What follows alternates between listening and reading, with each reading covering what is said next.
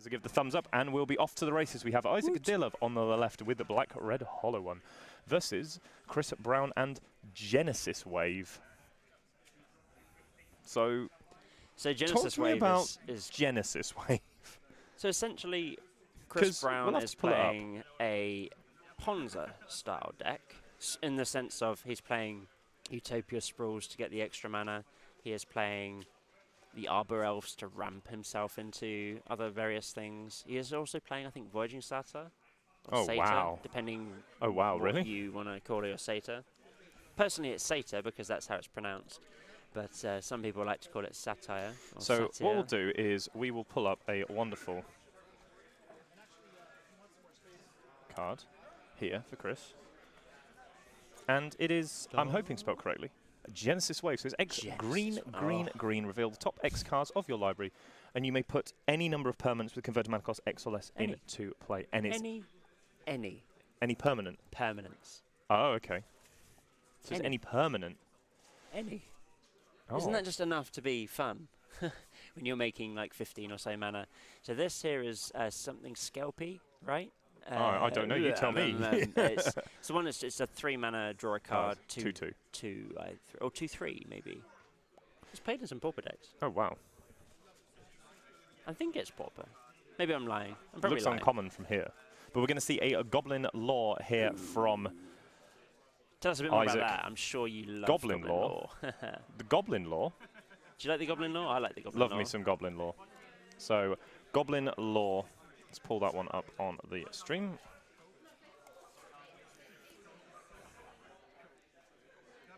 So we're going to see it is draw 4 cards and then discard 3 cards at random. Unfortunately, the hollow one does hit the graveyard with this one, but it is a rather large copy of Flame Adept. So we're going to see a rather nice attack here. We're going to take at least 4 points of damage and drop down to 15 here for Chris. Isaac down to 18 with that initial turn 1 play. Look, we have a Bolt, Burning Inquiry, Welcome. and plenty of cardboard at ready. Welcome, Team B official. We will get Zenny on stream if he is here. Well, I don't know. Is he even here? Possibly. Possibly. We'll have to have a look, see if he is here today. It looks like he is. Is his name actually Zenny, or is it something else? Is that his nickname? I think he's playing against Roberto. Oh. I believe. No, that's not. That's no. Is Zenny David Smith? I have no idea. But what we are going to see here is a Utopia Straw, Claudio Zenny. So we can actually have a look, because I don't think he's actually here. Does not look. Yes, he is. Yes, he is here. He's on table 2 playing Jonathan. Oh, okay, yeah, okay. Now we know. We will find out. We will certainly do what we can. So we're going to see a a Temur Sabertooth. That's right. Yeah, it's pretty good. Bounces a creature back to your hand. Your mic is cutting off. I know it is. Temur Sabertooth. It's spelled with, I think it's like this. Is it 2 S's? It probably is, isn't it? Sabertooth. I like me some Temur Sabertooth. Yep. Oh, no. No, it's not. Maybe hyphenated? Soon find out. Or is it Saber? Because that's the English. It might be the yep. It might be the American version. It will be the American version. Saber. Well, if it's wrong this time, then I'm blaming you. Smart man. 2 green, 4/3. 1 in green. Return another creature you control to its owner's hand. Obviously, very good when you're trying to just go off with different things. Say Eternal Witness, for an example. I like Eternal Witness. Eternal Witness is a rather sweet card. So we're going to see some more cards being discarded. Yep. Do we have a hollow one? Oh, we have a hollow one. Oh, we have a hollow one. Hollow 1, is that hollow 2? And that is a pretty substantial attack here. You got Menace as well on the Flamewake Adept, right? Yeah. Having Menace is a relevant rules text on this board, as we saw the Lightning Bolt deal with the Temur Sabertooth. The only problem with it being a 4/3. Yes, sadly.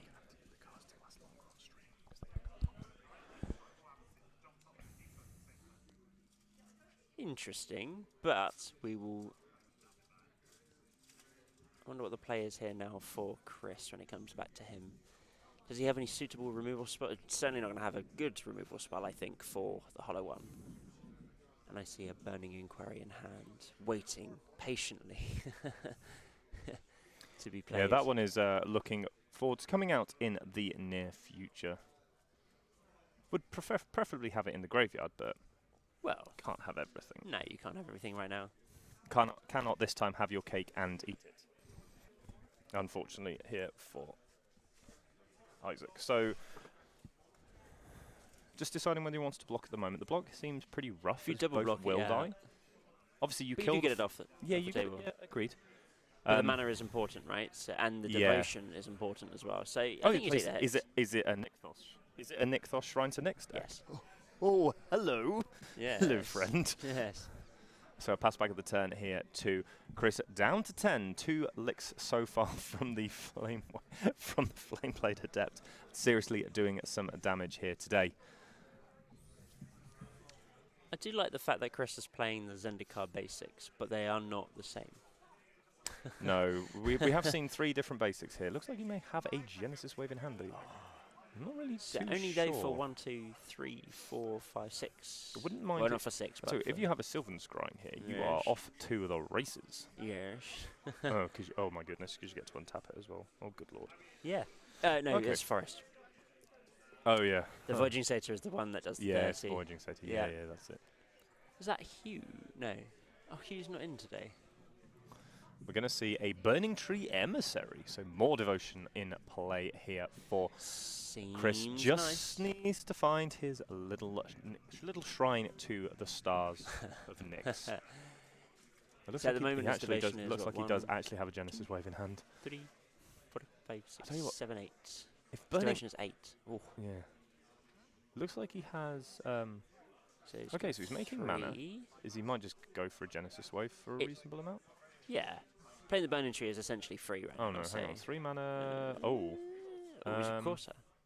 might be Primal Command. Ah. Haha. Ta-da. So what do you get here then? What does it do? You can shuffle the library into your opponent's Graveyard sorry, into your library. graveyard into library. You can gain 7 life, or target player gains 7 life, I believe. So it's quite funny with Death Shadows. So he's going to gain 7. It's definitely one of them. Maybe. Looks like he's going up to 17 here, Yeah. and then go and Search find. your creature for a search your creature for a library card. Search your library for a creature card. Seems pretty good. I believe it's normal, just a generic creature card. I don't think it's green specifically, but I could be wrong there. I'm not sure with the Primal Command. I haven't really played with it or against it so much. It's going well so far. AL. There we go. Nope. We'll get there. So we're going to see a pass back of the turn here. And another Arbor Elf. Getting the mana That's online. okay. Street Wraith cycled. Nice. So Primal Command, 3 green. Put Target in- player gains 7 life. Put non-creature permanent on top of its owner's library. And then Yeah. you say, oh, hello. Hello, Miss. Now this Miso. I like a lot. For one reason. Ocho dos. It means that you might get rid of your opponent's most important card. So we can see 3 cards drawn. Hollow one. Draw 3.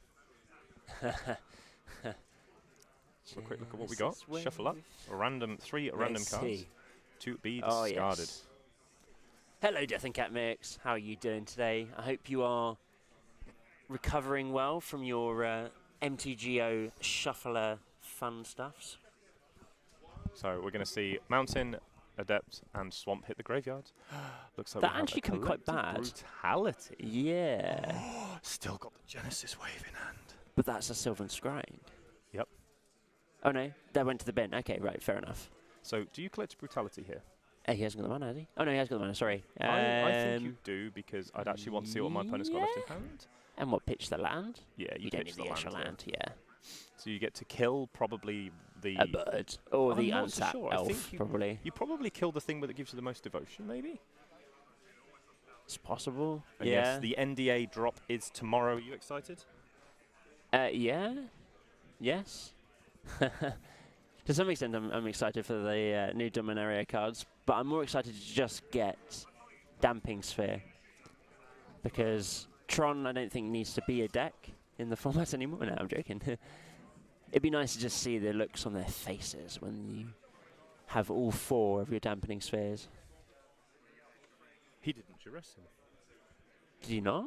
No. No. No. So it was Kill and drain Shock. and brain. Drain and gain, and kill. Okay, that's a little bit interesting. I would definitely have seen what my opponent is doing. Yeah. Because see the chump block though. I think you could take a hit. Take some volume of damage. Yeah. Pass the turn back. Has maybe there been a small misstep? You haven't lost there any for mana now. No, right? you lost. Yeah, you haven't lost any mana at all. 3. Hmm. That's 4. That's untap. That's 6. And Untap 8, again. and 9. So we're going to Genesis Wave for 6. Oh. So this is. Oh, sorry. This is the punishment for not duressing your opponent. This is definitely the punishment for not duressing your opponent. And this as the match. opponent just, I was just sitting there going, yes, that resolves. So it's 6 cards, right? 1, 2, 3, 4, 5, 6. Yes, Genesis Wave is glorious. Let's see what you get So from it. we get that nothing. Trigger nothing. Oh, got a Garruk. Garruk. And a Not a lot else. That was a pretty poor showing actually, but he does get to untap the 2 lands and cast whatever else is in his hand. Or make a dude. Or certainly make a dude. What's the other card in his hand? The dude. Oh, Genesis Wave for 6. Oh wow, though. he might have a. If Was he's it drawn- Harmonize? No, it might be harmonize because it wasn't a creature. Yeah. He had it in his hand for a while as well, so he was keeping on to it. So that's Okay, so he's going to activate Nixos with the mana. okay. So Garruk so has- he's floating some mana then. Ah, okay. So Garruk hasn't been activated yet. I don't think so. It looks like he has a Bird of Paradise. Or am I missing something here? So, this is the untap. No, this is make a dude. Oh, the sorry, the -1 is a make a dude, isn't it? Yep, Make sure. a 3/3. Yep. Make a. I think there's a Bird of Paradise in hand. But why would you not make? Oh yeah, so yeah, it was a Bird of Paradise. So that was yeah, okay, right. Interesting. And Yeah. So. Miso. Oh no, because he 82. had floating mana from the Burning Tree Emissary. Burning Tree Emissary, that's why. Yeah, I was trying to figure out what exactly he was. Cycle Mia Street Wraith. So No, do you like Street Wraith in the old art, Future Sight art, or do you like Future it? Sight art. You'd like the Future Sight art? Yeah. I think a it's Burning Inquiry. So we're just going to put 3 cards straight in the Ta-da. graveyard as a Genesis Oh Wave. no! Well, it was a 3rd card down. So That's one you keep. So there's a Faithless Loot. Bloodghast into the And a yard. Geomag Angler. Gomag Angler. Death and Catmix, I task you with one thing. You need to go and translate for me anglerfish into Spanish. People don't put dice over the loyalty section of the cards. Yeah. Kind of blends in a bit actually, doesn't it, as well? We might get them to try and change the dice, perhaps. Get a bigger one. I've got some big dice. I'm going to go put a big dice. Maybe. It's just the green sort of floats in between. Yeah. So John's going to go off and slap Chris around a bit. Not me. Another Chris. The Chris Brown. He is still living with Rihanna. So the double block here onto the Flamewake Adept. The Beastie, who's a 3/3, can just easily block this Bloodghast and takes a hit for 4. Knocking himself down to 5. Oh. But the board is actually pretty clear now. And the hollow one is only, still a 4/4, so it's not too bad. But if you do take an extra hit, then you could draw a bolt off the top. But I imagine Chris is probably making another. Yeah, Chris is going to probably make another beast as well. Continue making beast seems good. Make 4 mana, make 6 mana. Oh, are we doing What's it? he drawn? I hope it's another Genesis Wave. Oh my god, if he has, that'd be like top Using deck of 2. the century. So he's got 6 mana for floating at the moment. That's 7, 8, 9. Down Use to 7. 2, down to 7, but it makes 1, 2, 3, 4, 5, 6 at the moment. Then you can untap it. So you've gone down with 3, so you've got 3 more. That is now exactly 10 mana? No. 15. No, not quite. Because you've had to use 2 to pay for So it. 6, 7, 8, down to 6. 8, 9, 10, 11, 12, 13 mana. 13, yeah. So he's going to make a beastie? Oh, no, he's going to untap. So that's 15, 16, 17, 18, 19, 20, 21. Oh my Genesis goodness, has he Wave, actually please. drawn a Genesis Wave? Please. Or a Eternal Witness. Oh my, wow. What a draw. Oh, right, let's see. So it's a Genesis Wave for what, 20? 21? What a top deck here so, for Mr. Brown. Should be about 20. At least about Isaac's 17. loving it, yeah. At least Isaac sees the funny side of it. 4, 5, 6, 7, 9, 10, 11, 12, 13, 14, 15, 16. So it's 19 16. Mana available. Okay, so we get a bird. 1. We get a Sabertooth. Nice. We don't get that. We get one of those. Oh, okay. Well, he's already used it, so that's good. He can untap and make some more mana. Yep, so we get Utopia Sprawl on the same one. Short. We get a land. We get an Eternal Witness. Another land. So we can trigger. Oh, get back the... Genesis Wave. Probably, right? Because you can make some more mana this turn. Well, you put the triggers on the stack. Has he got any other... He's got some so he's got some lands that can come into play as well, right? So... He's got another... He's in Burning Inquiry range to get milled out. So the lands all come into play. Yeah. Yeah. He's got 2 Eternal Witness triggers, and he's got a card draw trigger. He could just like make whatever mana he wants. He could also like...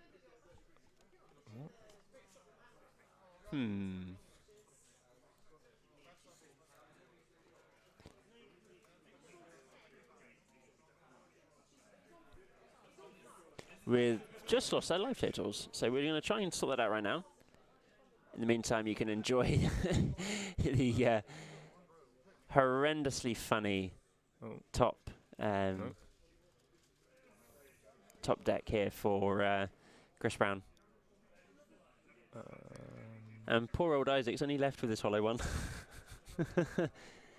Staring down the barrel of lots of mana dorks, but actually not too much else, really. There's no big beastie. But he can go find the big beastie if he gets back his primal command. I'm sure Chris has got he can also like shuffle. Right? He can also like shuffle his graveyard back into his deck as well.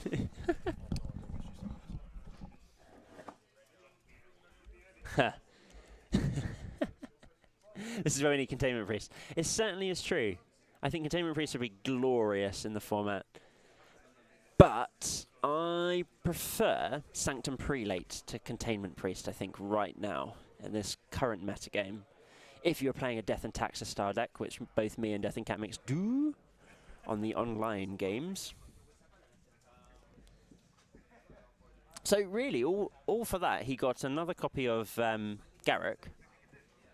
He got Eternal Witness to get back another Genesis Wave, sure. A Temur Sabertooth.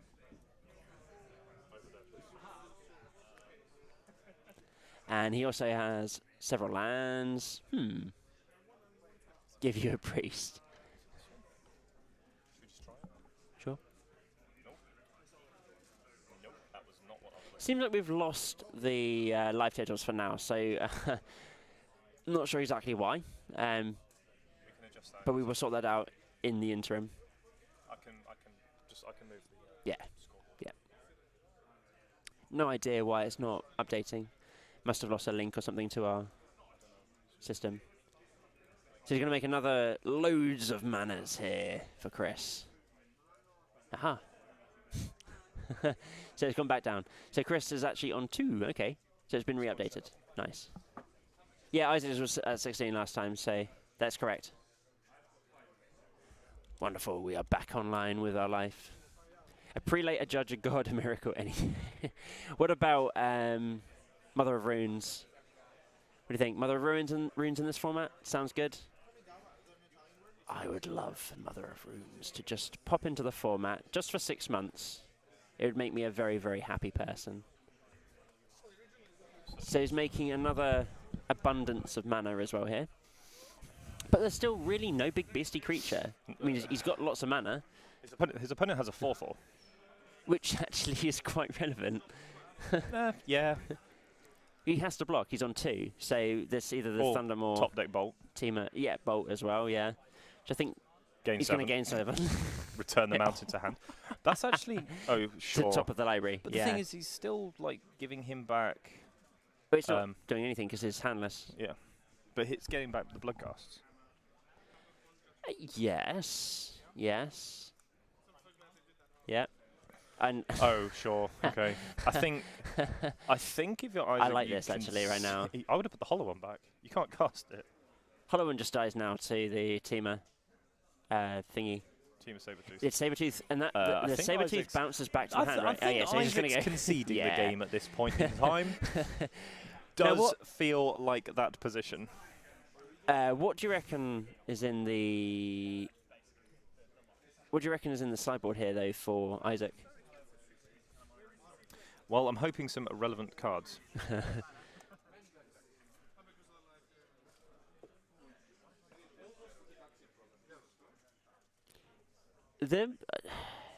I guess they played some form of graveyard hate, right? To some extent, or some Inquisition's Thought Seizers, because it's kind of like a combo deck. You want to hit their big payoff cards, so maybe there's some Thought Seizers you can bring in. Is that turn aside? No, it can't be. Humans in effect would be unbearable. I agree. So there's one game up for Chris Brown here. We've got a new system at the moment, so we've just sort of updated with things, and we're trying to get it to work, but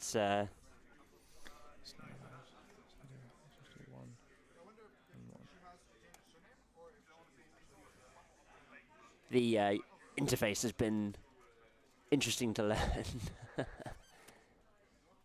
Yeah, I think Mom-Tab of Hexproof Color would be a little broken, let's be honest. So they've done this hexproof from a colour, which I don't particularly like because it's just a worse version of protection. But we know that the protection's not coming back. Certainly not in Dominaria. But hexproof seems like an odd thing.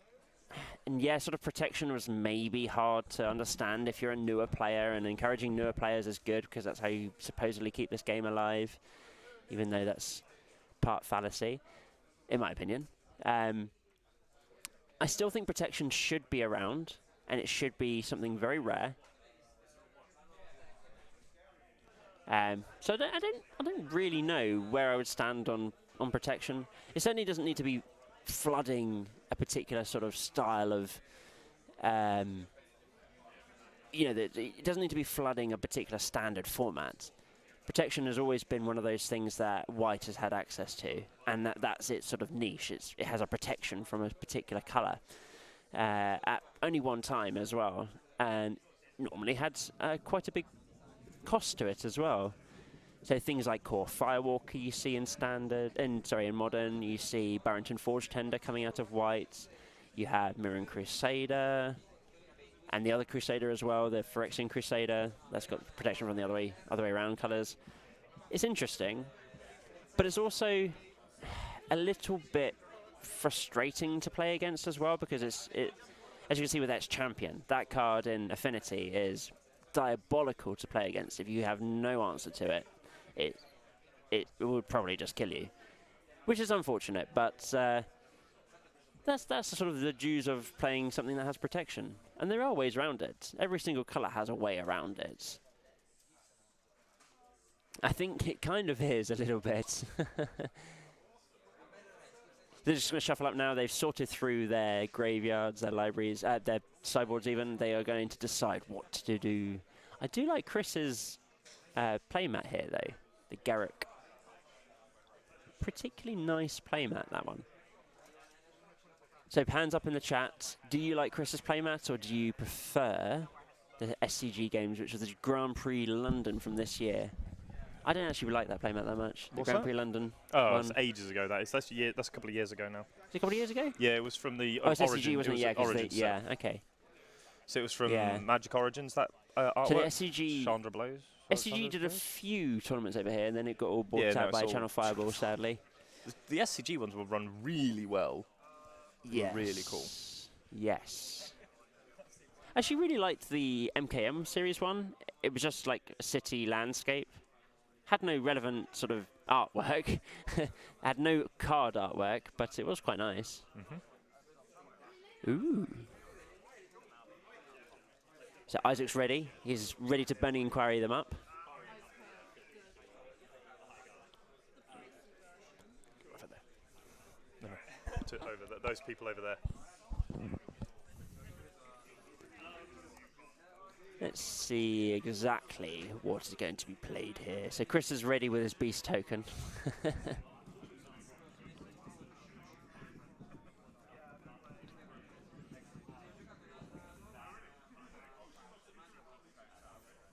I don't know exactly what green sort of has, or green/red has access to from Chris Brown for this, like, except for Relic. Relic. But Relic kind of messes you up as well, a little bit. I don't think it's a terrible card to have after board. I think it's probably fine. It's important to have, certainly. Maybe he's gone. Maybe he's got the other. What's it called? The one-sided. It's like there's Nilhouse Spellborn, but it's 0 mana. Tap, exile, target graveyard. What's it called? The Jukabog. No, that's not No, not that one. The I can't think of the name. Tormod's Crypt. That's both players. No, not Tormod's Crypt's single player. Is it? Yeah. Okay. Yeah. Probably good The enough. Fantastic Four Chandra's better. Yeah, Fantastic Four Chandra is better. That's right, Sulon. It was. Tormod is a very, very nice card. Indeed, 0 mana artifacts are never terrible. Lots of shuffling. Chris needs to just get on with it now.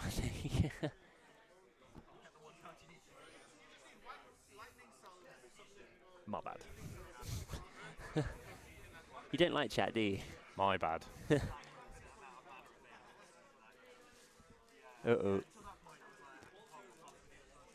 There we go. We're back. No, we never really went away. I just lost my. I lost my life. I lost my will. I lost the will. Can't quite read the dates here for the London Playmat. It's a little bit too small. There wasn't a date on it. Yeah, they're all dated. Where? The SCG ones are all dated. Where? I got my one from Grand Prix but where Washington. on there do you think it's going to be? It'd be under the Star City Games normally, or okay. on the where You the deck is. you went to GP Washington? Yeah, DC. That was Did you happen to just be in America anyway? No, I went there because I particularly wanted to go to DC, and there was just happened to be a GP. That is also fair enough. It was a few years ago. Can pretty good fun, completely actually. understand that. So we're going to It was see limited, sadly. Oh, I know. that's sad times. Yeah. So we're going to see a Cycling Hero Street Wraith. No second land, unfortunately, yet for Isaac, but he might see a Lightning Bolt dealing with the Bird of Paradise. Bolt the bird? Bolt the Bird. Yeah. Who bolts a bird here in these days and age? Everyone. Push the Hierarch, Bolt the Bird. Push the old push the bird. Attack for 2. Is he going to make another one, is the question, or is he going to go for the Lightning Bolt? No, right? he's going for another one. Pass the turn back. Oh, he's got a second Interesting. land. Yeah, no second land. I would have still bolted the Bird. 3 mana. I'd have definitely bolted the Bird. There's another bird rolls off the top. That's certainly it. Looks like we have a Burning Tree Emissary into a Burning Tree Emissary. I like me some double burning trees. Birmingham. From Birmingham, England. Where's the Birmingham? There is a Birmingham. Isn't in that the America, American? Isn't there? Isn't that the American? It's like Birmingham. It's in Alabama, is it? Birmingham, Alabama. There's London Isn't this how you in pronounce it? Kentucky, Birmingham, right? England. Birmingham. Birmingham, No, I- England. So The we're going to see American- a Goblin Law here. The American viewers will be sitting there cringing. Oh, Goblin Law. Danny's abusing us, so he only gets it back. Oh, yeah. Danny's our resident American here. Quality of life, isn't it? Where are you from again, Danny? Danny, where are you from? LA. San Diego. San Diego. California. Our resident San Diego. San Diego. Oh, San Diego, yeah. So, pretty The good one there. drift. Does he have a hollow one? Oh, But that's still 3 cuts. So they're what, four Has he got- twos right he's now got with Menace. Double Gurmak. Oh, filth. Oh, my lord. Yeah, this is a pretty substantial attack. Yeah, right. So These with are Menace power as each. well. These are 4 do you power each. chuck one of the birds in and the? Okay, so Yes. he is. Yeah, I think so because you can't just Take sit them there and both take out. 8, go No, down to you 9, can't. and you got double bolt as well. So Chris is actually in quite a bad spot here. I'm hoping he's got some kind of big beastie for 4 mana. Imagine he has. And even if he does, it might not be enough. If it was a, When you get to Gurmagangler and then make you get to Bolt and make a Gurmagangler. imagine he's Zombie playing fish. something like Obstinate Baloth. Maybe. Sure, it's probably good in this matchup actually because of the discard ability. Pads your life total, yeah, and Makes if a it 4/4 randomly. random relevant ability of 0/4/4. But this, if Black Red Hollow one became a real deck, you just play the green white deck with. I think it's a real deck. Well, if it was like, the best deck, then everyone played it. You play. Oh yeah, You yeah, play of the course. 4 Loxodon Smiter, 4 Wiltleaf Liege, What was 2 the- Obstinate so Baloff deck, and just put most of the stuff into play.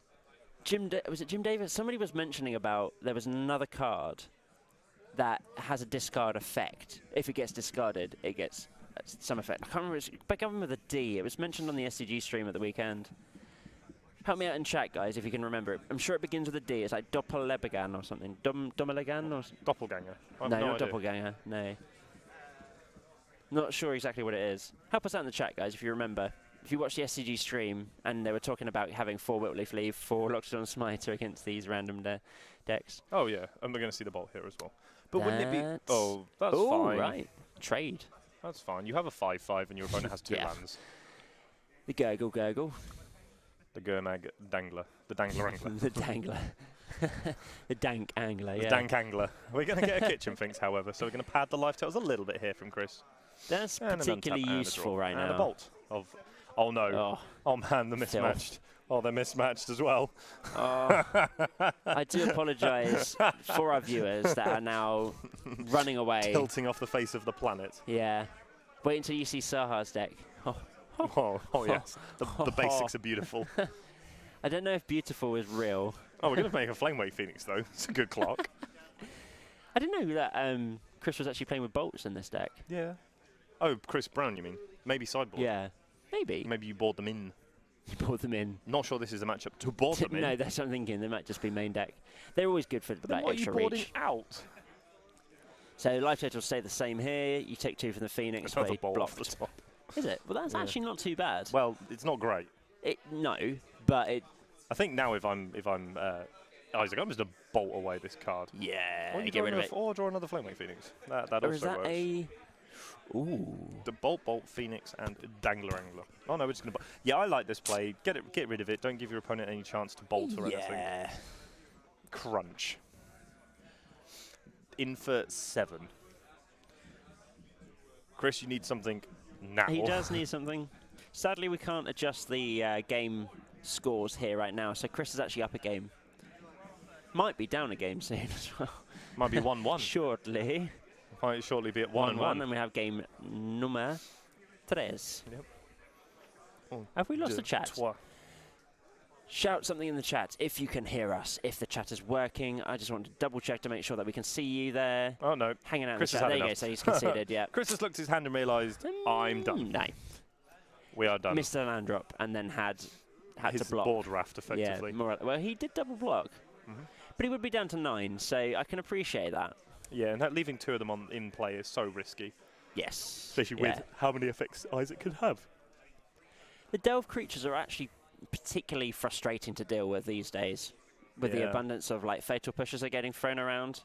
Hello, Sunilon. Thank you. You are here. That's good. But then Good to know. even Fatal Push is seeing less play, we see more bolts, which is even worse against the Delve yeah, creatures. so you kind of get this rotating style of format, especially in Darkster in London, right? So we have a lot of players, we have a lot of regulars that have actually access to modern, I think is the Yeah. is the phrase. Yeah, it's probably a good reason. But there is one distinct deck that just doesn't show up. Which is? Humans. Yeah, that's very true. It's very few bizarre. humans You get the occasional affinity player. It seems like aggro in general, minus burn, because burn does show up. There's just not really an aggro style. No, people more prefer their Blood Braid elves to their aggro decks. At the moment, certainly, Yeah. yeah. So everyone's going to enjoy the new Bloodbraid Elf, and I knew this was going to happen. I knew Bloodbraid Elf was going to be more popular because it's easier to get hold of, right? It's card not. card availability definitely easier with Blood Braid elf. It's not really about availability. I think it's more the wallet sculpting, Yeah, right? It does hurt. You can get access to Jaces. Yep. If you can pay for them, right? So, and that's a or very you're real lucky thing and you've got to someone's live got a in. pair that you can borrow. Sure, right? Really lucky. and that's definitely a big contributing factor to mainly building your decks.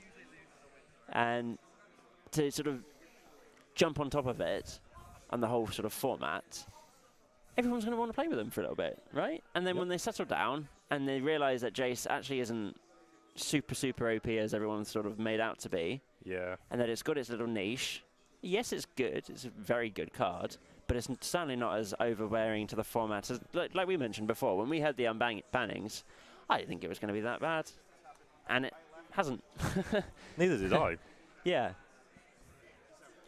What's your favourite format and why? Do you want to shoot this? You go first. I'll go first, right. Favourite format? Probably Modern because I played it the most, but I would love to get back into Legacy again. The reason for loving Modern is it is so diverse. You can play anything and 4-0 at an FNM. Yeah, true. You can spike a relatively large tournament of 60-odd players with any deck, really. As long as you know it inside out and you play well and you know the meta, you can play pretty much anything. And I lost this probably about 6 months ago to the Goblin Bazaar Trader Mortal Coil deck. I have no idea what that deck is. Yeah, exactly, right? So it's a random collection of cards. It's a 3-card combo, essentially. And yeah, I lost to it. Didn't expect it. How do you even sideboard against it? Apart from Bolton. Just play your game and be a bit faster. It's rather weird. It's a weird and wonderful deck. But no, I particularly like Modern. I certainly know it inside and out now after playing it since it's been extended. So it's just one of those natural progressions as well. And you want to play with the cards that you love. Like, you love Course of Kruphix. I particularly love Course of Kruphix. I also loved Voice of Resurgence a lot. Do love me some Course of Kruphix. And I like Tarmogoyf. I remember owning Tarmogoyfs a long time ago and selling them straight away. That's fair enough. And yourself? So why do you do the Legacy one? I'm interested. So Legacy. So the reason I like Legacy, but probably not quite as much as Modern, is for Modern you can get into Modern for about £300 to £400. Yep. And that's about the same cost as getting into Standard these days. Yeah. As well. I'd agree with that. And most of it is on the mana base. So if it's not on the mana base, then it's on something like Aether Vial or Horizon Canopy, which again is sort of reverts back to being your mana base.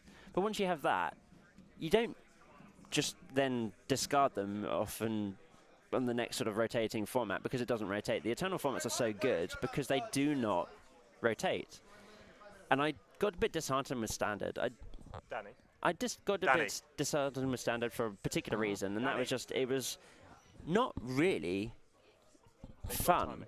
There's a set amount of... Danny, they've got a time extension. Sorry, carry on. Yeah, so... so the reason I liked Standard for quite a long portion of time, I played Standard all the way up until Khans of Tarkir. Okay. And I played Jeskai Tokens. That was my... No, that technically wasn't my last Standard deck. When it had the like four-colour decks, there was... So you had like Jeskai, Black, those sort of decks. You know, basically not green, I used to call it. When it was that sort of style of decks, the last deck I played in Standard was green-red Jund. It was a Jund land destruction deck that played sort of 14 land destruction spells and big stuff. Seems alright. So, but for Legacy, to go into Legacy, why I like Legacy is there's so much good interactions in it, and it reinforces your ability as a player. And you get to play with some fantastically busted cards, which is just fun sometimes, right? Getting to play with some cards that are... I mean, you play Pauper, so you know what Gush is like. That card is just glorious. And getting access to these old cards, which were probably not meant to be of a certain rarity, certainly, like Brainstorm, for instance. How is that common, right? Certainly not good enough to see... certainly not able to be reprinted again ever into Standard. Oh, this is a brutal turn. Oh, my lord. You like the gurgles. Make a Gurmag Angler and a hollow one. That's pretty nice if you are in Ice of Seat. So, yeah. So I suppose I'm in a fortunate position that I can play all formats apart from Vintage. So I own my own Legacy deck. What's your Legacy deck? I play Blue-Black Reanimator, and I've owned that one for a while. Yeah. I was thinking of building into Bug Delver and realised that it's not really Is that my with the speed. sneak and this Show and Tell package? No. Yeah, you've got Show and Tell. You've got Yeah. Show and Tell main because it gets around a lot of different problems. That's true. So I play that in Legacy. I want to try and play around with it. I don't own the Black Red because I don't have the card availability. Yeah, sure. Do love Legacy. I enjoy Legacy much more for the fun side of it than any competitive edge. Like, I really don't care how well I do a Legacy. You get some, well, reanimating stuff on turn 2 is glorious. Turn or 1. Yeah. Turn 1. Turn 1, lock your opponent out of the game. Yeah. That's also a thing. But that's I mean, that's the good thing of having things as well, like policing cards as well, that are just really good policing cards. Yeah, they do shut down a lot of decks. Like Elves, you can make Elesh Norn, Ione, you can make against the monocolor decks, you can make Griselbrand against the mid-range decks, or Grave Titan against the mid-range decks, and they can't actually kill the card. I love me some Grave Titan. So what's really good against 4-color control? Grave Titan. And it really is. Yeah. Like, it's really good against that deck. I obviously play Modern. Nemesis. Grave Titan beats that because you attack for 6, they block it, and then you make 2/2/2 still, and you attack with them as well. Eventually, yeah. You So in terms of, I play Modern as well. Obviously, I owned Bring to Light, Rug, and whatever versions, Bant Escape Nightfalls, Shift. and Obviously now I'm playing Bant Nightfall, or just the Collected Company Green-White deck. huge swing in here now. And I think, had you have asked me, I don't know, probably 3 months ago what my favourite format was, I would have said Standard, hands down. Love Standard. Oh, really? I really love Standard because I've become slightly disenfranchised with Modern because I was losing a lot, I couldn't get myself back into it, then I picked up the Collected Company deck. So it's about 6 months ago and really got back into it. Standard I've always enjoyed because I've enjoyed the way Standard is. I've enjoyed sometimes the lack of power. Sometimes the lack of power. Sometimes that is an enjoyable experience of not having access to the best of stuff that you've experienced from the previous sort of sets.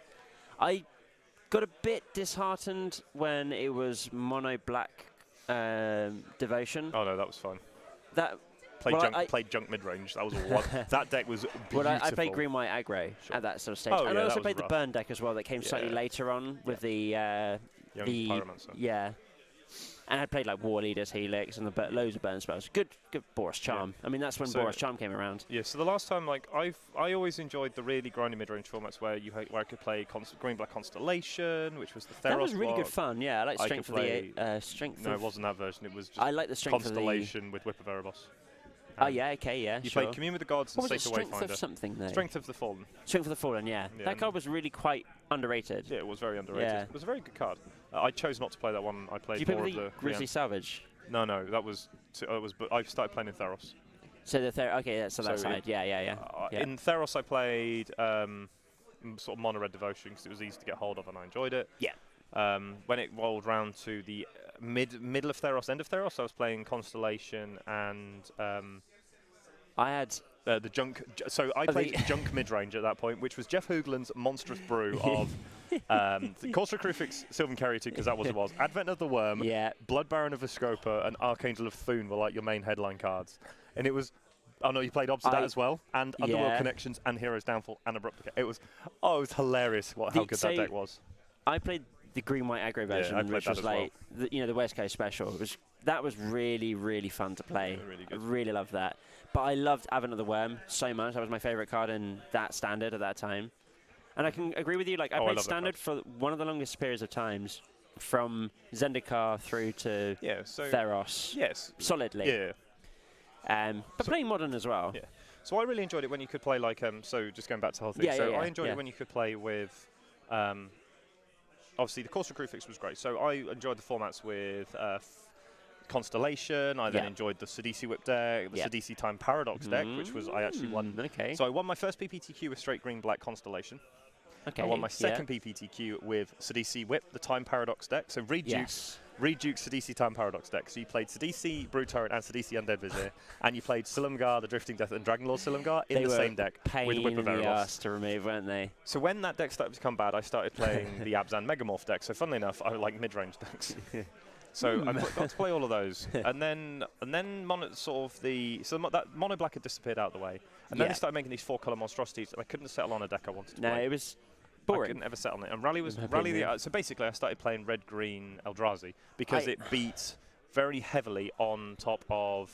Because it beat very heavily on top of Rally, because you exiled all the white lands and you killed them in the end. So I then stopped enjoying Standard as much until probably about this format where we are right now. Because the way the bannings went. Looks like we got a concession. Yeah, it looks like. So Isaac was able to attack with a flyer in the air. Yeah. And then deal lethal damage with a bolt. Yeah. So I always had the. Savage. So the problem I always had, and we'll bring it back to the booth now. There we go, yeah. So bringing that booth.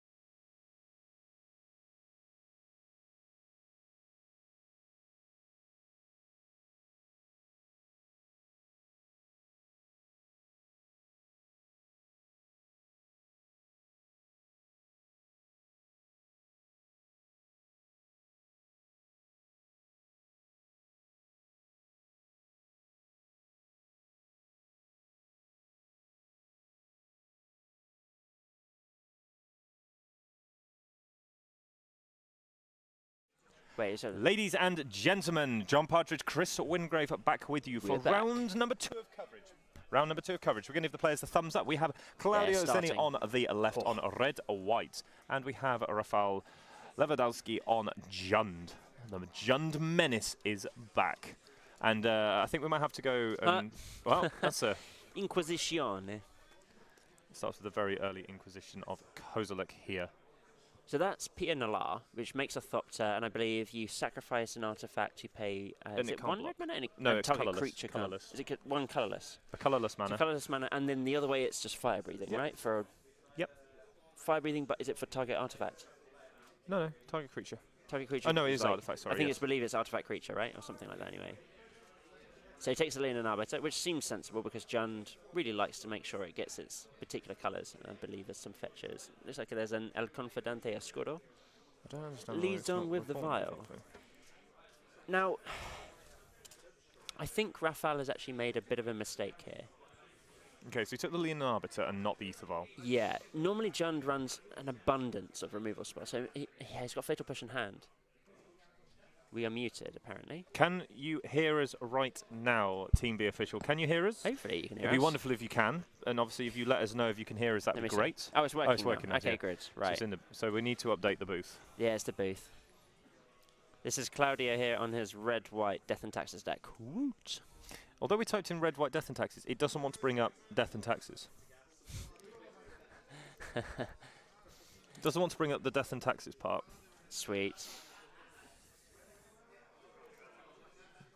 I'm going to post it to the Discord as well for red, white, Death and Taxes. Because you and your Discord do Yeah. love them some death and taxes. We do. Do It's love only fair. them.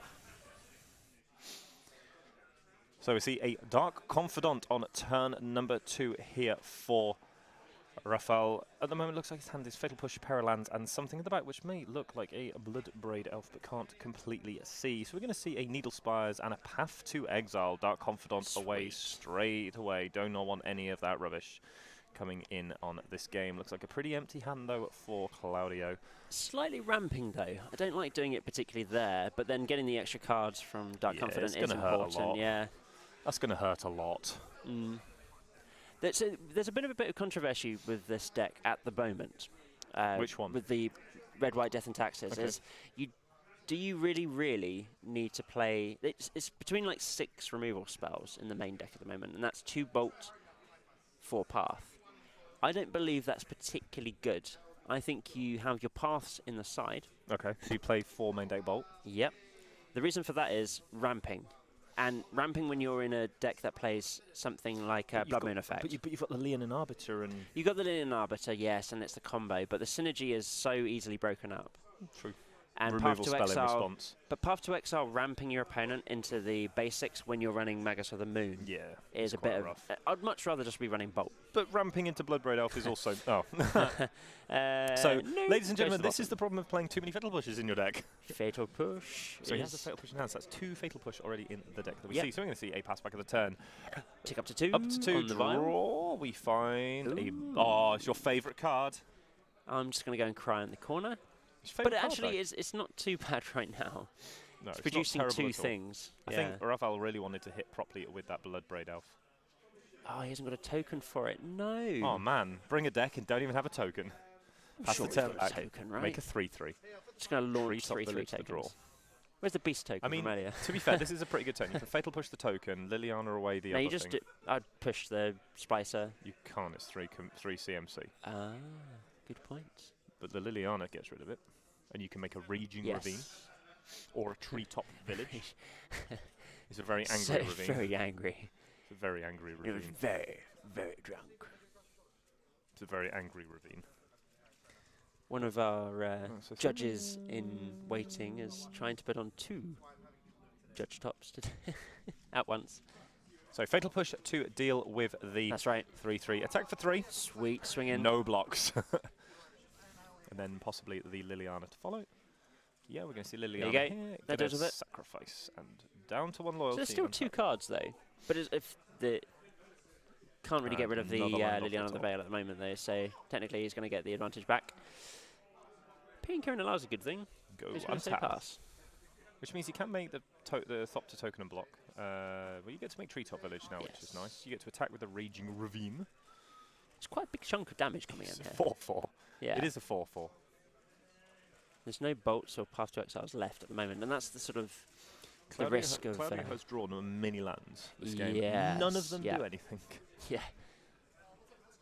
It's dead now, so it doesn't need a token. That's the Yeah, don't have to worry about that one. Looks like some lands are going to be discarded here. discarded, yeah. And we're going to send... I think we fire up the Raging Ravine here. You know about your opponent Seems having good. Pierre and Yep. Kieran. Yep. We should definitely make some Darksphere tokens, I think. I can go and draw some in Crown. You should definitely do that. You should definitely go make some tokens. Fires up the Raging Ravine. Enter the swing phase. So he's declared just one attacker, so he's going to hold one back to make sure that his Liliana survives. Liliana will die anyway to the Thopter token. No, it's on 2. Yeah, it's on so 2 the lives. Thopter token gets pumped. Yes, that's very true. Has he got Needle Spires? Yep. He has. That's the one that's untapped. So there's some play He needs here. an untapped yeah. 4th land, obviously. For the Needle Spires, yes. Yep. But it will kill Liliana, which is obviously important. Easily as well. 4 damage is quite a lot. Yeah. Double Strike's quite good, actually, against the Yeah. Blood-Braid Elf as well. Oh, yes. 100%. Can confirm most good. So you just take 4 here? I think you Violin your... Violin... Like you go down to 10. Your opponent taps out each turn for this. That's fine. No, it's not 1-0 already. I don't know why that's oh, wow, up there. It actually worked. I have no idea why that's up there. We will adjust that and make sure it's... We've got the new interface here, so there's been a few sort of slight glitches. Not sure exactly why, but there we go. Pia is without her husband, that's right. It's Pia and Nalaar alone. They didn't make Kieran Nalaar, did they? Singular. So we've got a Thopter token. Nothing on the system. Have we got no Thopter tokens there? Oh, yes. No. So there's nothing on the screen. It's 0-0 on their scorepad.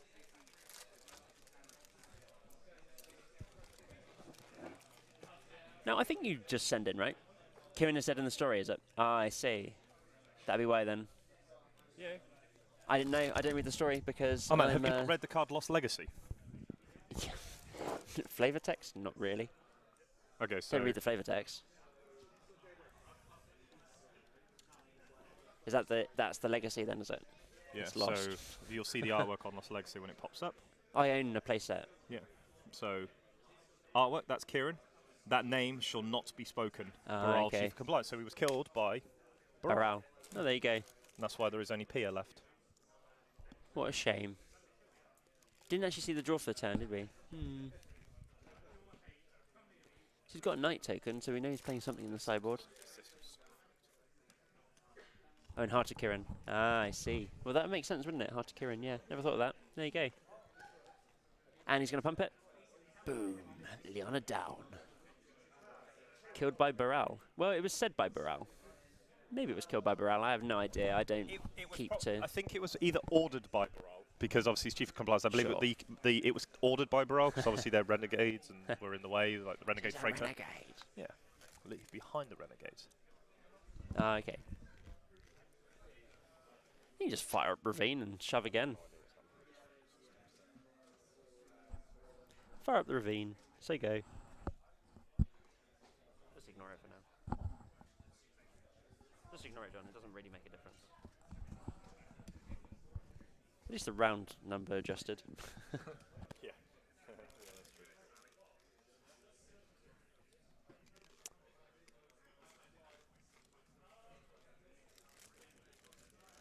So you've got a little stop time here for some reason. They are thinking thoroughly about what to do. I don't think there's any judge calls, so as Danny is sitting here with us at the moment, looking through lots and lots of common cards in the treasure chest. There's probably some rares in there as well, Danny. Really? I have some in my bag. There should be some in there, actually. Yeah. Don't you have the token box as well? Yeah. So which do you think? So Oh, so we need Chris. a box full of tokens. Yeah, we do. So Chris, which do you, and then hopefully people don't walk off with them. So, which do you think was better? Pia Nalaar or Terminator 2? And Kieran Nalaar? I really liked P and Kieran Nalaar, just as it's so good. I still play it. I still play it to this day. It's a really, really good value card. Great for modern. I'll make a Blood Moon and then make 4 power. Yeah. But it's not only just that. It gives you that extra sort of reach on creatures that you couldn't quite kill with Lightning Bolt. Yeah. And I know it's like extra mana, but at the end of the day, there's only so much you can do with red, blue, sort of I don't know. 4 mana kill Gurmag Angler doesn't sound terrible. Well, no, it doesn't. No. It's particularly good. It does its job. Obviously, the best thing about Pia and Kieran is that the Thopters were colourless, so you can double block the Edge champion with the Thopter tokens. I didn't think they heard you. I have no idea. Yeah, there we go. Yeah. So obviously the best bit was it made 2 1/1 Thopter tokens, which meant that you could double block. It's really cutting. Sorry.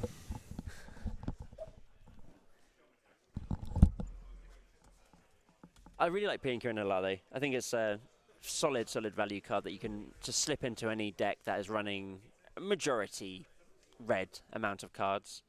It got played a lot in that Skred deck that won the GP. I think it was was it GP Phoenix last year? It was, wasn't it? GP Phoenix last year. I think it was. So we just had GP Phoenix. So we got another Blade Splicer. GP Phoenix was last weekend, yeah. Sadly didn't go too well for our Death and Taxes friends, except for Tate Donovan. Tate Donovan did really well. Yeah, with green-white Death and Taxes. So why are you not playing green-white? Why are you not playing green-white? Probably a money thing right now. Voices, Horizon Canopies, Noble Hierarchs, Aether Vials, let's face it. You already have Aether Vial, though. I don't anymore. I thought it was your favourite deck. Why did you sell them? I got them online. Oh, shit. I got most of the deck online. Tate the Voice Donovan. Yeah, that's right. So didn't actually serve in here with the... Okay, well, he's made loads of tokens, sure, and can double block if needs be, which is still so risky. This is why I don't like Blade Splicer as a natural card. It forces you to make bad decisions, which means flickering it. Flickering it in particularly into places of when you want to flicker it, because you're never flickering a token, right? Of course, because it just destroys a token, and so you can't save the tokens in any way. So it forces bad interactions from yourself and doesn't punish the player from pointing a removal spell at said tokens. And yeah, okay, it's a 1/1. It can gain incremental value with, say, Eldrazi Displacer or something like that. And it is good if you have no interaction whatsoever. Yeah, it's a great card. In this particular style of deck, though, you just can't protect it enough. And yeah, 3/3's not so good in the era of playing 1-mana 9/9s or Tarmogoyfs or Tassigoyfs or Gurmag Anglers have we seen. Did you say 1-mana 9/9s? Yeah, Where did you get that from? Death Shadows. Oh yeah, true. Yeah, we've just changed it now. John is now back in track. We've swapped over the headsets. Yeah, sorted me out a new headset, so hopefully you can now stop doing things again. That is a good draw, though. Do like Scavenging Ooze. Colligan's Command also not terrible.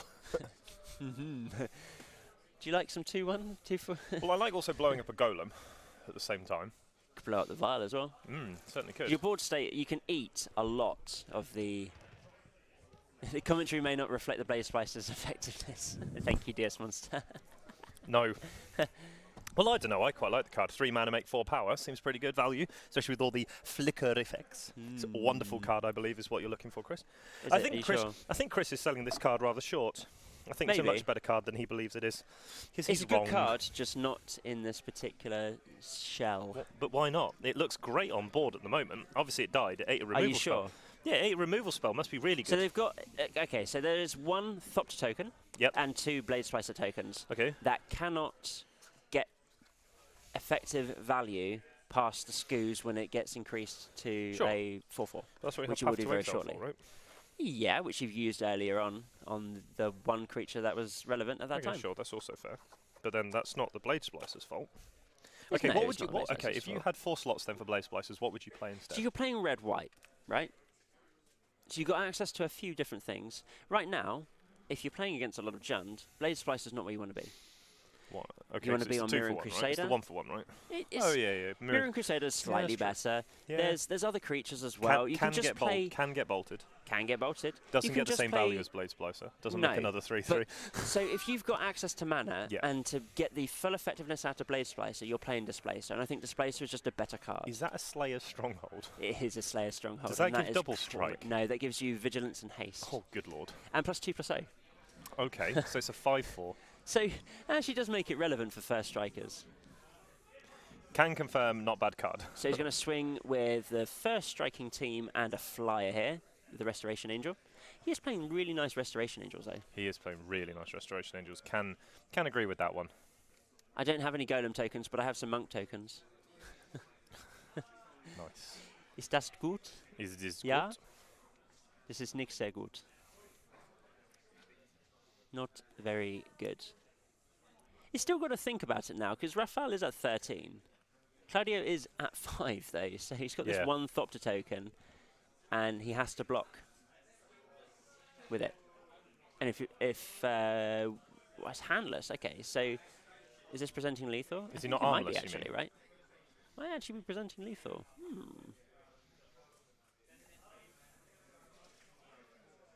It does make Liliana of the Veil worse, yes, I agree. And comes down the turn before BBE, sort of, yes. Does make a But 3/3 yes, I first striker. agree. If you have, okay, so you're red-white, so you don't actually have access to Lingering Souls. But there is a lot more better 3-drops that are anti-Jund cards in the meta. Namely Mirror Crusader, for one. That's fair enough. Pioneer, yeah, it's pretty good. Yep. It's flying, for one. Jund doesn't really deal with flyers very well. That is true. Isn't there loads of servos in there, though, Danny, right? In that box?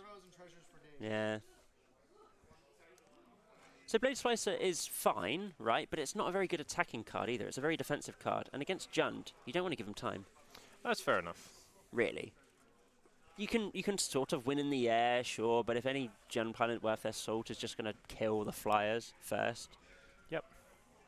And then eat them. And then it's, okay, so Bloodbraid Elf. Maelstrom Pulse. I wonder what that's going on. Really? Win. Lethal. Yeah, there you go. Good game. Yeah. Whoops. So win. So Raphael goes to 1-0 Yeah. at 1 life. Yep. Can't you go. bolt that one. He gained enough life, didn't have to then block with the Scavenging Ooze, took 12 damage because he was at 13, and then won on the backswing. Okay, so I don't quite understand the most recent comment. So Blade Splicer was fine versus Jumbo was better when Abzan was big. So for anti-Lingering Souls, because Lingering Souls against this style of deck is really bad. Yeah. I mean, really good against the deck, because it blocks all of their flyers for days, it blocks every single one of their threats Sure. multiple times, or just ekes out the damage, and makes your Flicker Wisp very, very bad. Yeah, that is Sadly. also true. Your X and 1s that are, yeah, I mean, you don't have many X and 1s really, especially in the red-white deck. But I mean, you got Blade Splicer, sure, but that's not really attacking that much. No, it's not. That is also true. Lots of the mono-white decks have been running with the Smuggler's Copter as well. So Smuggler's Copter is actually really good, but not too good against Jund because Jund has a lot of answers to Smuggler's Copter, even whether it's activated or not. Crude, I mean. But yeah, Jund loses cards at far tap, multiple threats, Huntmaster, Sphinx, Pinion, Kirin Alar, Hangerback Walker, yeah. No, exactly is. That's exactly so true. So with the red-white, playing access to Pinion, Kirin Alar is probably better than playing Blade Splicer. Okay. It's a 4-drop, yes, I agree, but you are getting to the end game when you're playing against Jund. You're not losing on turn 4. Yep. You've got access to... You want those big, hard-hitting threats against Jund. So even... So he's boarding out the... See, this is what I don't like about particular people that know that they're playing against Jund. They tend to board out their Aether Vials. All of them, in fact. Yes, it's a bad top deck, but I still would keep in 2. Okay. Because it allows you to apply that pressure early on to stop effectively your one-ing for one-ing every single turn. Jund wants to do that. Aether Vial provides you an opportunity to get 2 threats on the board where they have to go, oh, I can't play a threat anymore. I actually have to deal with your stuff. Yep. Right? So that tempo card is so, so important when you're playing your Aether Vials. That's why I keep them in. Yes, it's a bad top deck, but that's why you trim it down to 2. There are definitely worse top decks to find. Yeah. And if you're playing Pinion, Kirin Alar, at least you can throw it at them. That is at the true. end of the day. 2 damage. You can, for yes, that. you can definitely throw it at them. That is definitely true. I wonder if he's got any Mirren Crusaders on the side. I hope so.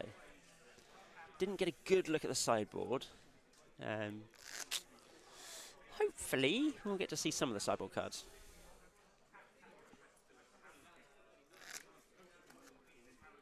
It does. So Anger and Damnation, but this is again, so most D&T decks, they run some amount of Burrington Forge Tenders, and if they don't, they're running it wrong. That's Yeah, but still, my doesn't big Aetherval opinion on play it. Doesn't Aetherval play around Damnation? So you've got to provide more than one threat. So you're getting Damnation regardless. You just make sure that you have a plan to build up afterwards, right? And they're not going to be playing their threats. Okay. So you tend to keep your flyers back, Okay. or you tend to keep something like a Flicker Wisp back to flicker something that's valuable, like a Blade Splicer, right? So then, yeah, okay, you get 4 power back on the board. So what do you think of the one of Hazoret? I like Hazoret. I really like Hazoret, because you do tend to run out of relatively good cards. Yeah, well, you start drawing lands, right? Yeah. Or you draw the Aether Vials. Yep. Throw it at their face for 2. Sure. Seems good. The only problem with Mirren Crusader is it never really did well against the Abzan/Jund decks, because I always seem to thought that it gets Inquisitioned or Thought Seized on turn 1, or just bolted or pathed. They always seem to have the relevant stuff. It is really, really good against their deck, mind you, but it does require a tiny little bit of luck, I think. That is also fair. There's also like Liliana of the Veil, right? They just -2 and kill it. But Gideon, yeah, that's a solid option against Jund as well. Gideon ally Zendikar is fantastic against Jund. The Abzan deck, the Black-Green X decks. It's really tough, though, to keep Aether Vial in. It's true, what Naderi said as well. Aether Vial versus Jund is they can kill it with 2 toughness threats and with K command. It's true, but it should have already done its job. So having access to an Aether Vial is important, because it means that they have to answer it. Although, as you saw, Raphael didn't answer it and still managed to win the game through a timely Maelstrom Pulse. But that's beside the point.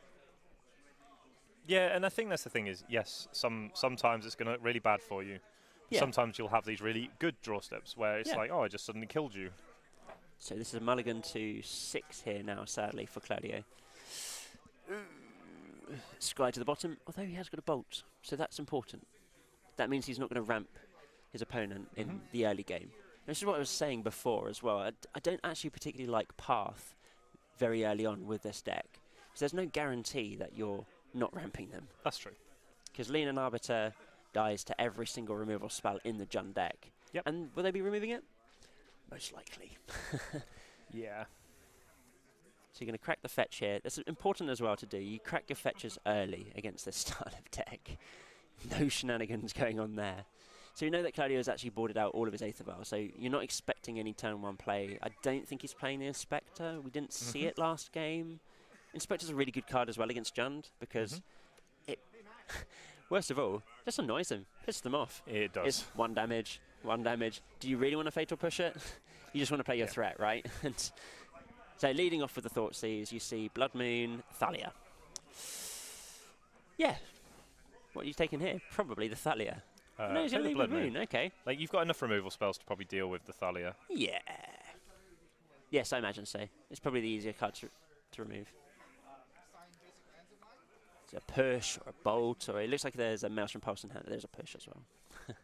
So, play that, push that. Hopefully, Claudio can actually draw some amount of cards found a here. Flicker Wisp. That's something. Do you send it out? You probably do.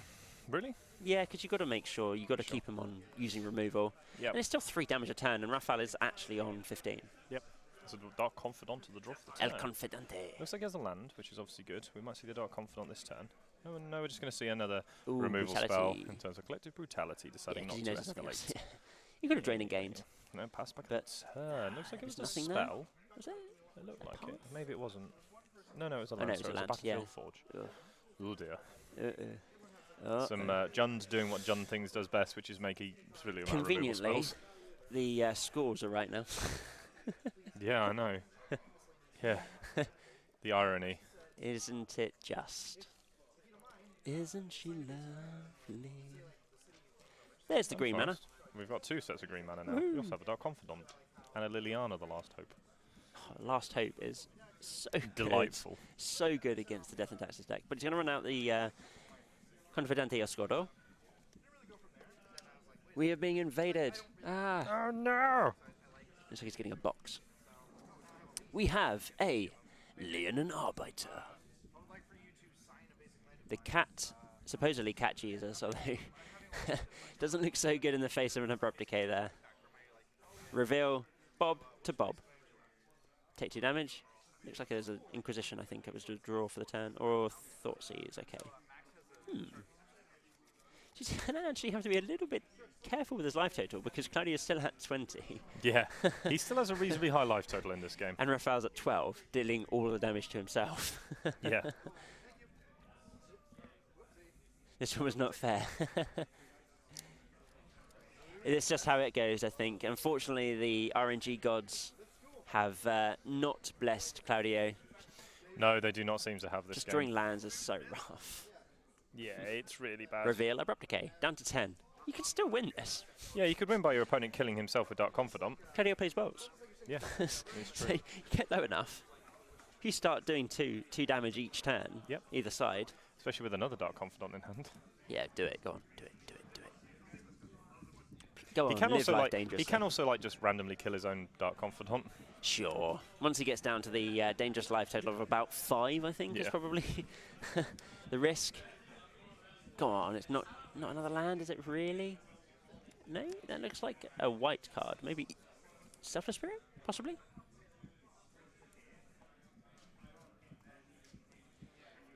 He does. It's Thalia, Big Thalia. Thalia 3, Heretic Thalia Cathar. Heretic Cathar, the 3 mana 3/2 with first strike. Cathar Heretico. It's still probably just going to get removed. Abrupt Decay. Probably. There we go. What a shame. Not really a strong showing for the red-white taxes here. Draws a land and a Lurgoyf, which I'm sure is getting played this turn. If not, he is... Yep, there we go. Junned him out. Sadly, seems like there is no Splicer and Wisp. That's not too bad, actually. Play the Splicer. Play the Wisp. Now, this is actually one way of getting out of the hole. Yeah. Strangely enough. And play Flicker Wisp, target Blade Splicer. You have nothing to remove it, right? Because it's all sorcery speed and there's a push. Yep. Now, this is the problem with push, right? Yep. If you had Terminate, you could kill the target here now. The thing is, you now get to Maelstrom But Pulse you the can- tokens, Liliana, Yeah. whatever you care about. Lose You got push as 3, well. go to 7. So this can work even better because this removes your... It's a Tarmogoyf. Yeah. So you want to clear the tokens out, leaving up... Have you got another land? So you got 5 lands at the moment. He does have another land, right? In hand? Oh, no, he doesn't. So that now is a 4? Yeah. There's no tokens to supply, so yeah, we will try and endeavour to... I don't think we actually have any Golem tokens at all. We couldn't find any Golem 3/3 Golem tokens. tokens. We might do. Danny is on the case right now. He's currently holding Stormcrows, I think. This seems pretty rough. There. So he did pulse the tokens. Okay. Did he? Yeah, he did pulse the tokens. Oh, yes, and then Liliana, the Flicker Wisp. The Flicker Wisp. Yeah, seems good. Junned him out. Can we find a bolt? Is there a bolt? Oh, no, doesn't look like a white I don't think Bolt's going to quite cut it here, sadly. You got 7 damage coming either way, and even... I guess Restoration Angel's a thing? Reveal Inquisition, go down to 6.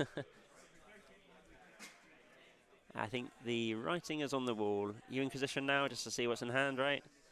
There's a full grip for Rafael here. This Dark Confidant has just run away with the game. Yeah, definitely. Yeah, and it was Ghost Quarter. What a shame. Unfortunately, not a good call. Not a good showing there for Claudio. Unfortunately not. No. Lots and lots of lands drawn there for the red, white, Yeah, different Texas side. definitely not very lucky. Yeah. It's a big hit. Yeah. Deserves to lose. Yeah. No token deserves to lose. Yeah. Probably won't get, unfortunately. Unfortunately, won't get Claudio back on camera today. But there is Another every time, chance there is another that time. another week. Maybe David. I think did he win his match? Probably, yeah. We can probably get David. I don't know. Is he on Lantern or Ad Nauseam though? If it's Ad Nauseam, I'm interested. Yeah, exactly. You can sell me on Ad Nauseam. 100%. Yeah. Let's see if Danny knows. Danny, do you know what David's on today? Is he on Ad Nauseam or Lantern? David, I haven't seen yet. Oh, you haven't seen. Okay. So going You back won to quite quickly. so going back to questions earlier that we tried to go through. So your favourite format is? Because I don't think they actually heard what we said. Yeah. No, they did. I think they did. So my favourite format, it's just when we went back to the booth because the booth Okay, which doesn't is have when I did mine. which is probably when you did yours. Yeah. Okay, so we'll try and go with mine. So obviously yours is Yeah. modern. So mine, if you'd asked me 6 months ago, was standard. Yep. Because you could play really interesting decks. Yeah. Actually, no, probably longer than that. Like, probably more than 6 months ago. I'm more thinking back to sort of when you've got the mid-range things, when you've got your Constellation decks, when you do DC Whip decks, and when you had your Megamorph decks. And that was the really interesting. That's when I loved standard. Probably now, it's changed a lot. Fair So enough. Standard now, I think Standard's now back in a really good place.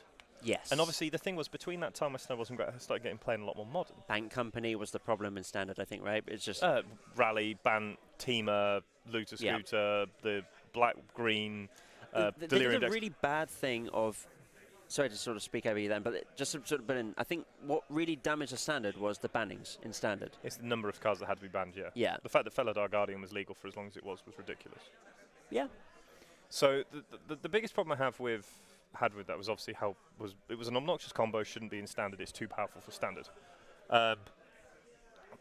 The fact that we're having to ban cards also is pretty bad.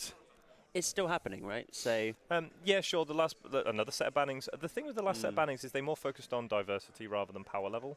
But again, that's not a good thing. You shouldn't be I banning still don't cards think- every single set. yeah, that's the issue that I have with Standard is the fact that they're still going to bannings to try and shake up the format, but it's Standard. It's going to be solved.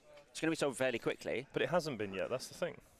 Not now, no, because of the bannings, but it had been solved before the bannings, of course. It feels like there's less oppressive sort of process.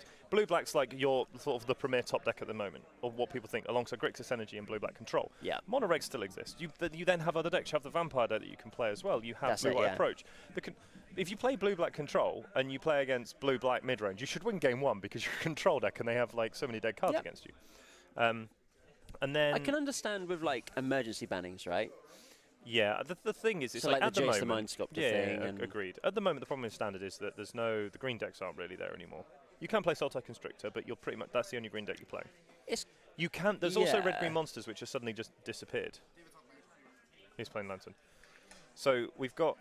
I think Standard's in a really good place right now. You can play the green decks. You can play Murphy Branchwalker, Siphoner. You can play the green black, but it's always Yeah, base green it's- black. You can play green red, but it's not as good. Or it was really good for a weekend. Won a like green tournament. black was the Delirium deck was quite good, wasn't it, at that time? Well, when I played it, yeah, I went to 3 PPTQs and picked up a win on one of them. But it was, I think, Put the deck together for a PPTQ It and was- walked away with it. it was one of those strange decks that it was boring and very interesting at the same time. So, PPTQ that PPTQ played against Blue White Flash in the final rounds, winning into top 8. So on turn 5, I cast an Ishkana, it got countered. On turn 6, I cast an Ishkana, it also got countered. On turn 7, I grappled with the past and cast an Ishkana, that one resolved and won the game.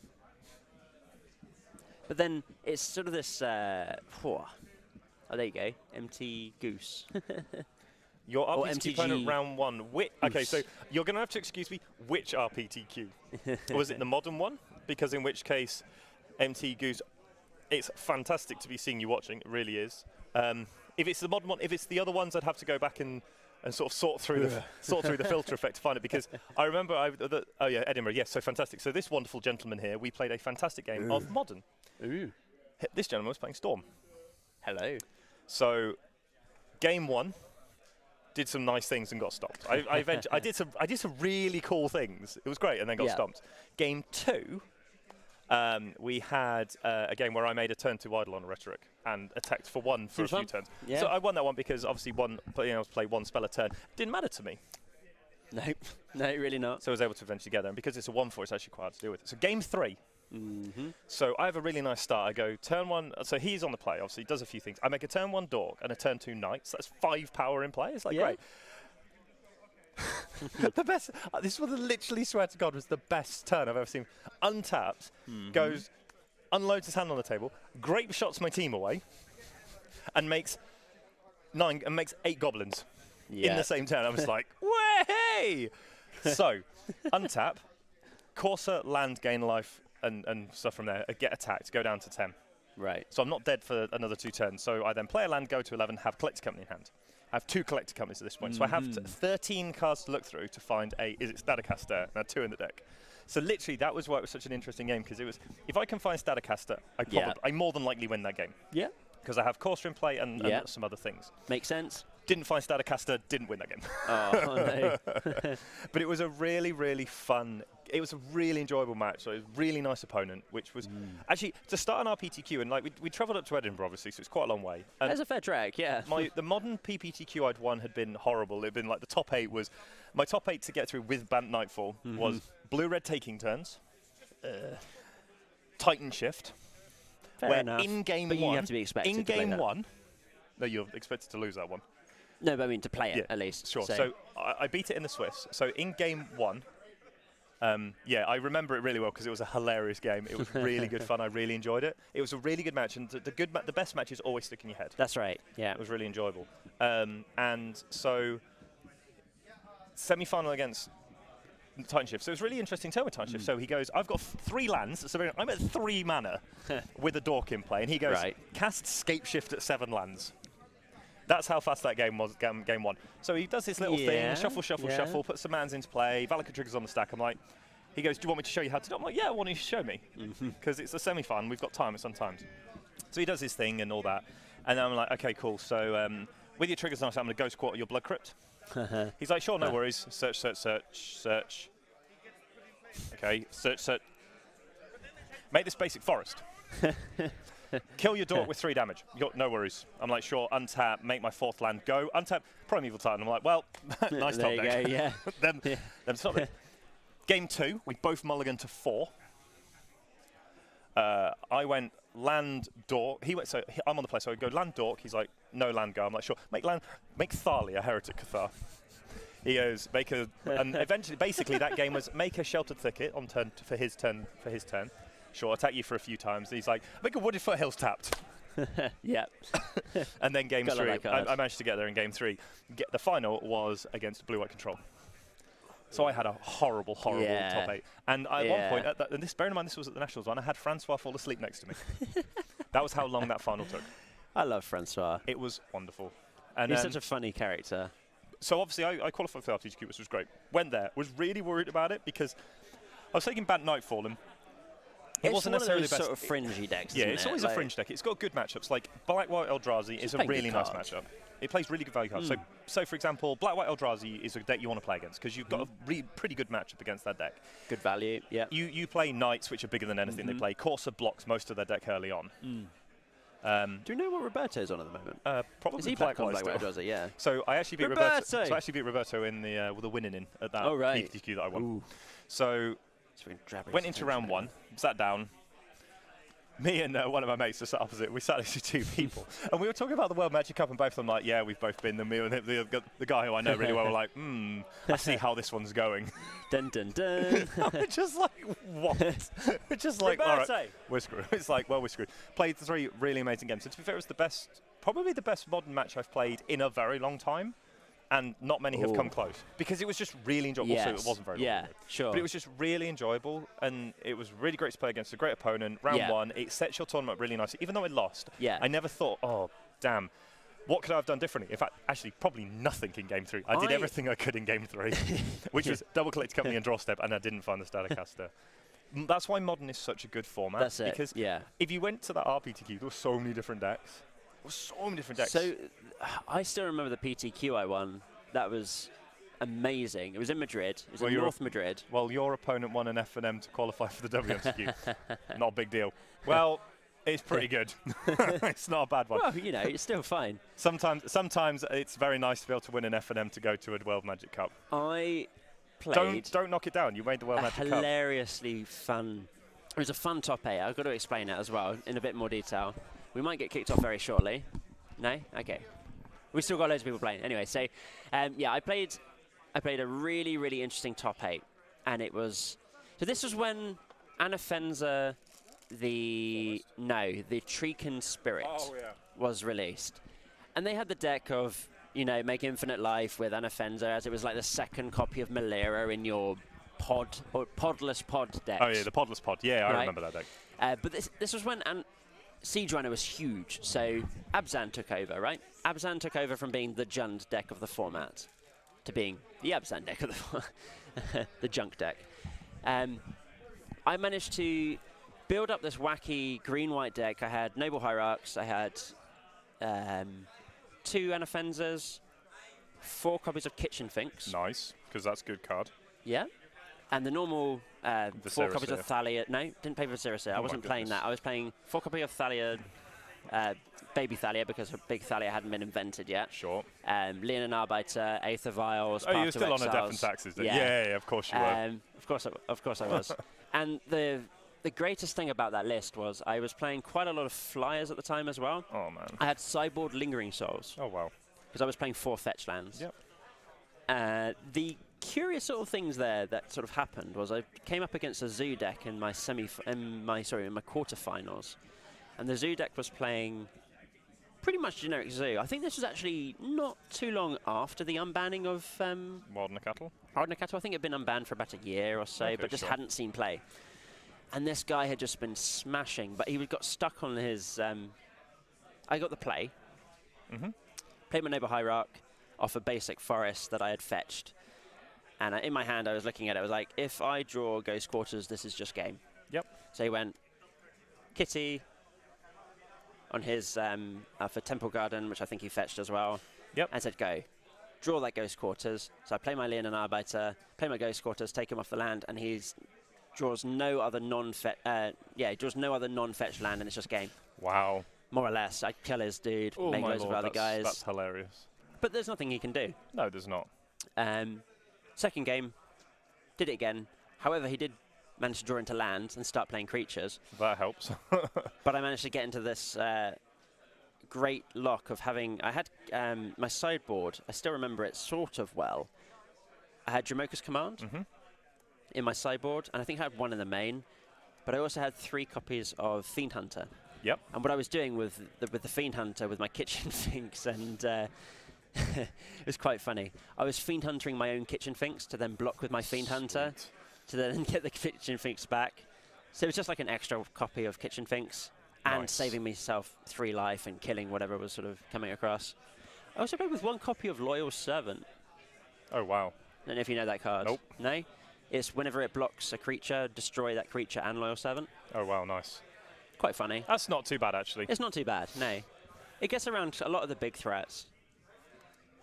But yeah, beat the Storm deck, then beat a Burn deck, but that's fairly easy for green-white, having access to quite a lot of good sideboard cards against Burn.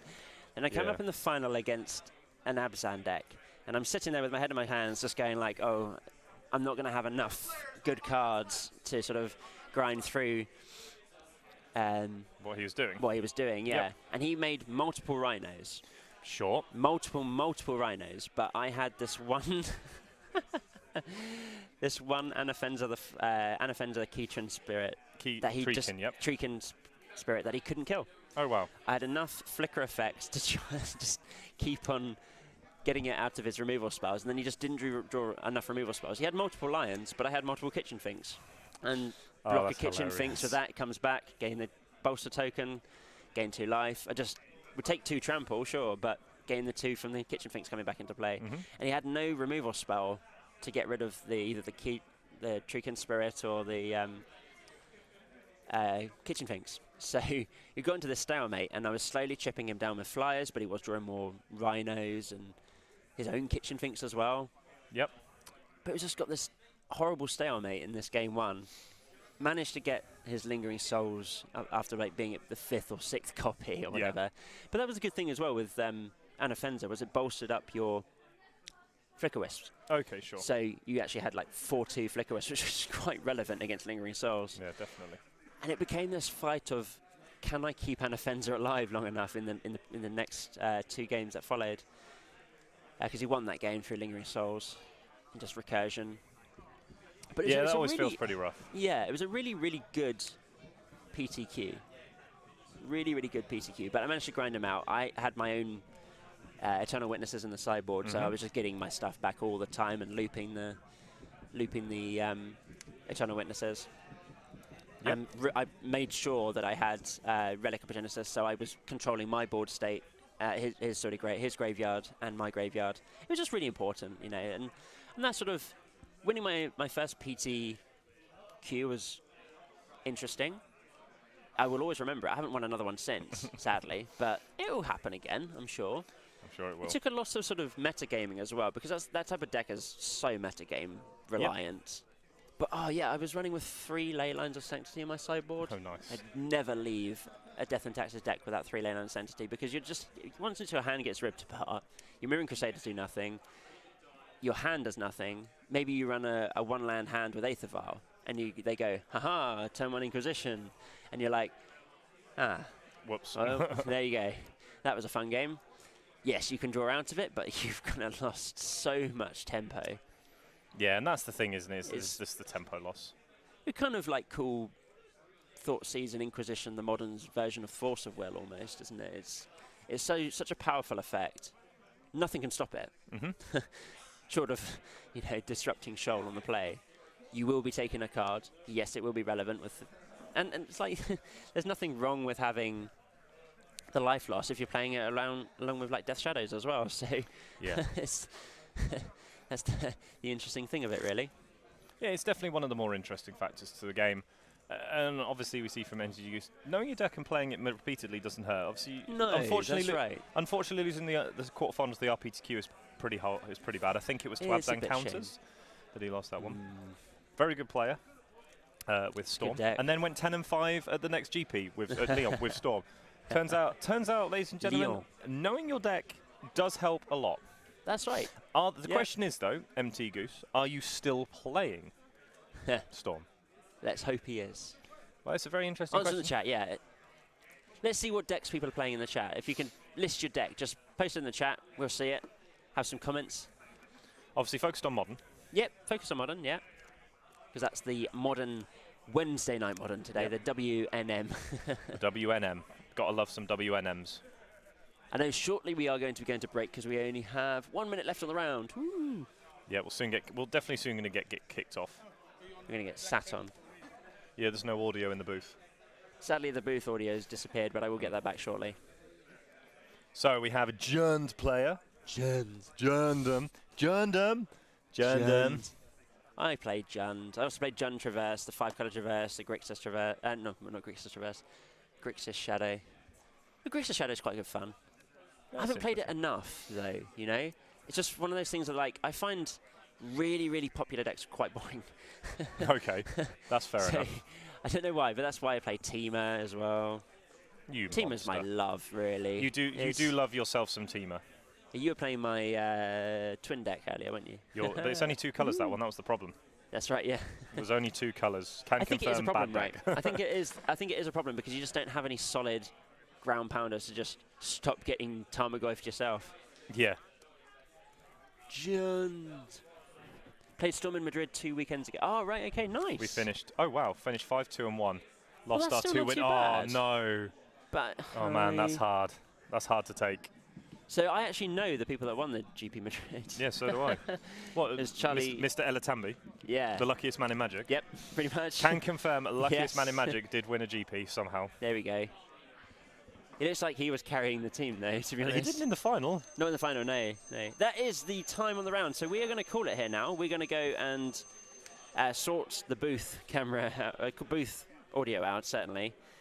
So if you see the booth, it's be me fixing it. Yeah, it's going to be Chris. But anyways, thank you very much for watching and bearing with us so far. We shall look forward to seeing you for round number 3 very shortly. And anyone who wants to drop their decks in the chat, we'll discuss them when we get back. Yeah, Any we will do. decks will be really interesting, but we shall see you. Don't go away. We'll be back shortly. Oh, no, you definitely not go away. Back very, very shortly. We shall see you all very shortly.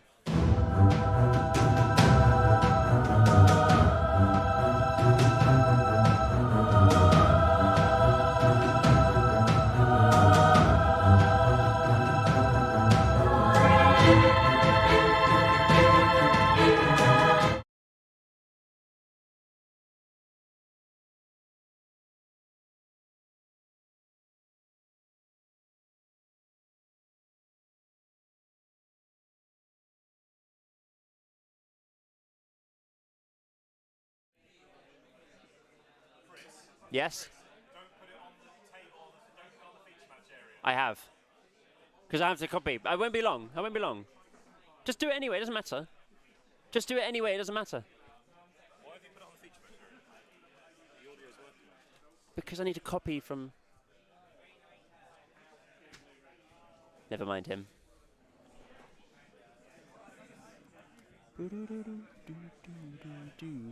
Just over there.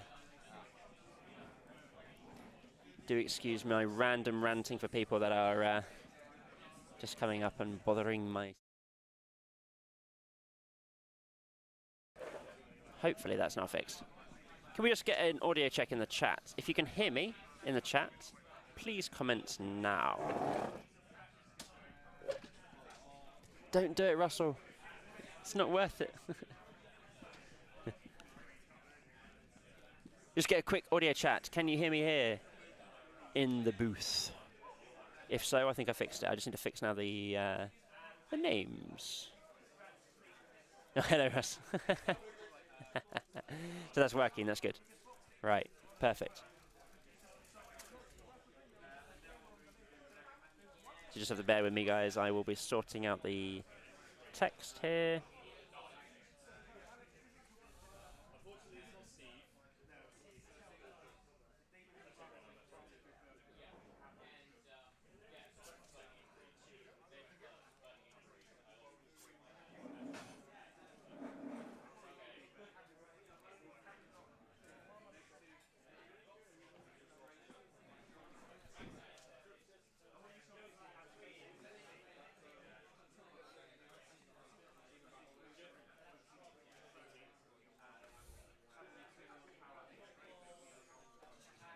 How you doing, Joe?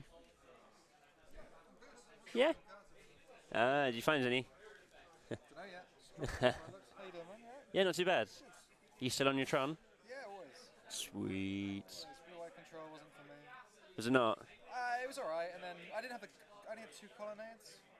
Ah, I Kinda see. just Yeah. Surprised at how much. Actually, wouldn't be surprised at how bad it makes it. And now Jace is out. I've only got 1 Jace, so I don't really want to play on half guns. So Yeah.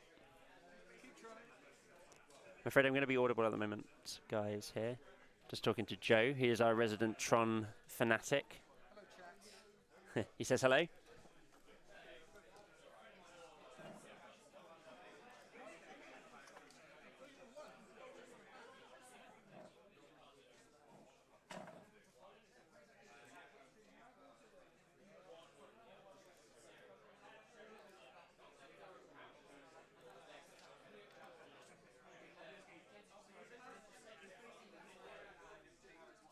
Just trying to sort out the names here on our file here, so...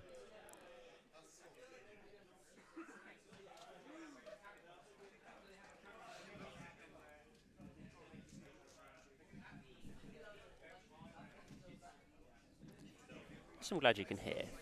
That's a big bonus. And I'm getting scanned, unfortunately, by the scanner that's just to my left.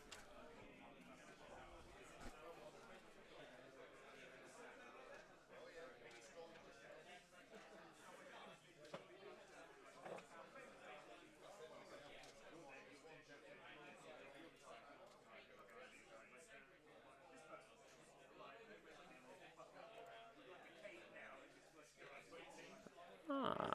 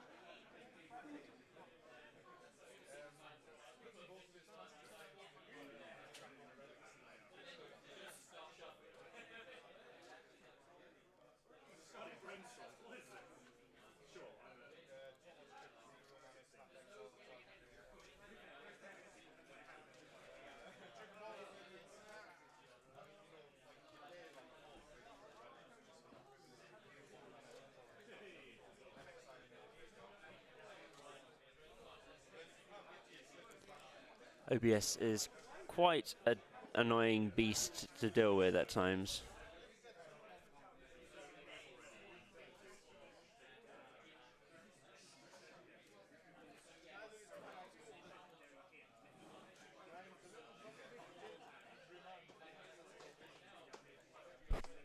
All right, I'm going to get kicked off, so I will be right back.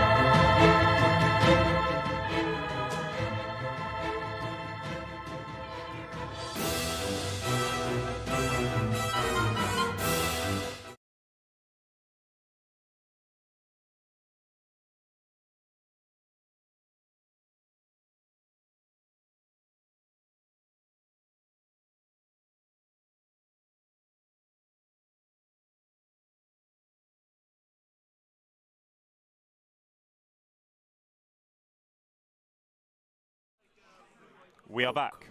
Round number 3, and we have volume in the booth. Yeah, who'd have thought? Who'd have Just thunk? fixed it. Who'd have Shandy. thunk that Chris Wingrave was good with computers? Me. Probably a little bit harsh, Yeah, that one, I don't actually. know. Maybe. But no, we are back now. We have audio in the booth. Focus. Focus. Try It's a and bit get hard it there. It's like. so what Chris did was fix the computer, the volume, but didn't fix the camera. It's I fine, it didn't works touch the all right. camera. But what we are going to do is go down to round number 3 of coverage here at Number- Doctor in London on our Wednesday night modern. I am very happy with one of the decks that's in here. I do love me some Nightfall. I'm glad you do, because I picked it for you. So I hope Oh, you're you happy. hero.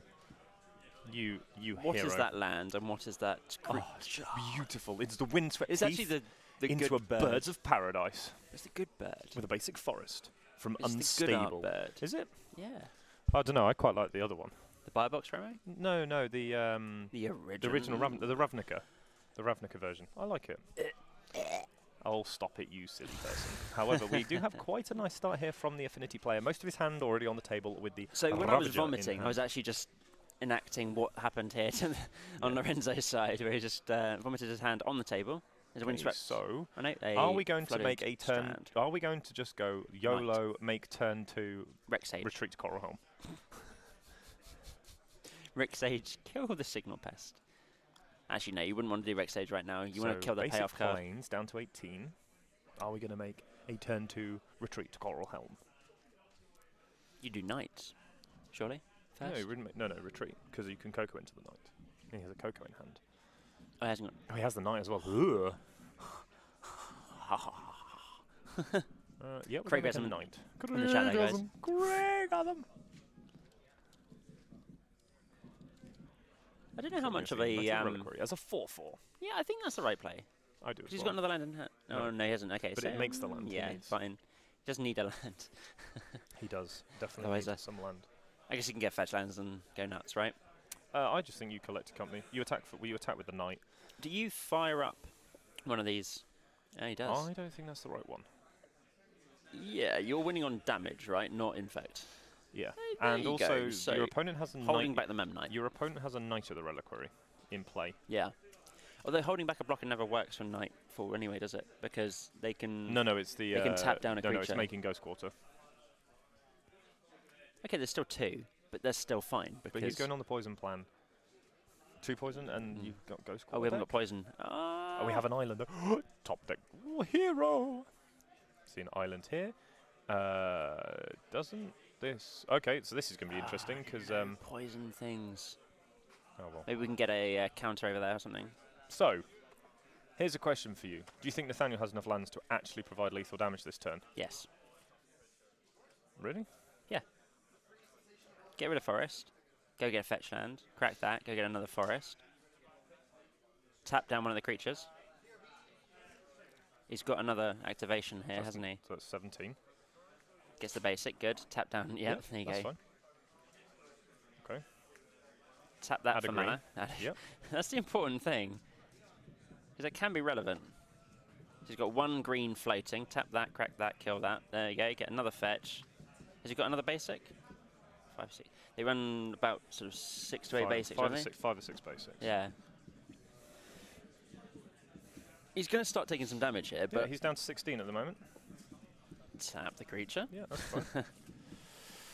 So he's going to bring it into play tapped. That's interesting. But he doesn't need the floating mana now, does he? He can just go nuts and then swing for 20. He has to put 18 lands into the graveyard. So he's going to show it now? Maybe he does. He has to also be able to put them all in the graveyard as well. That's the trick, isn't it? 1.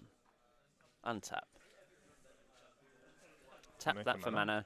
mana. Untap it. Probably Or make- you can make a probably even white. scry. It doesn't really make a big deal, does it? It's You essentially. have to untap each time. Oh yeah, now you Yeah. can scribe, but again, it doesn't matter. Yeah, because you're still searching. Okay, so he gets to add a mana each time with the Yep. dog, which is nice. With each fetch land. Okay, so that's another trigger. She's on 2. He should 3. be keeping his life total up today here.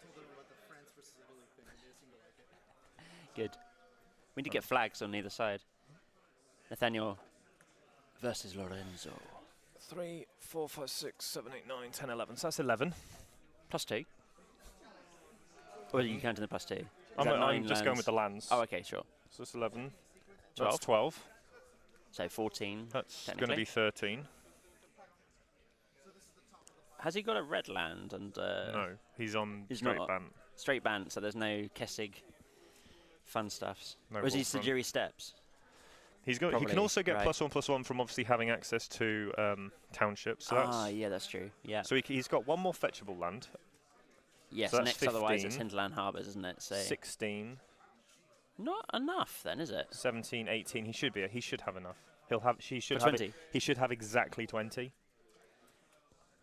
Has he floated any white mana though? Oh, I guess he's got this land thing to. He can just do whatever, right, from the Birds of Paradise. So Yeah, it doesn't make a difference. he can get Horizon Canopy as well. He's got That's no more true. fetch lands. But He's got then he has a breeding pool which helps still. So he's got 2 breeding no, pools. because so he can do the Horizon Canopy, crack the Horizon Canopy if he needs to. So, And the so this the planes. this was the reason why I don't think you had to go off this turn.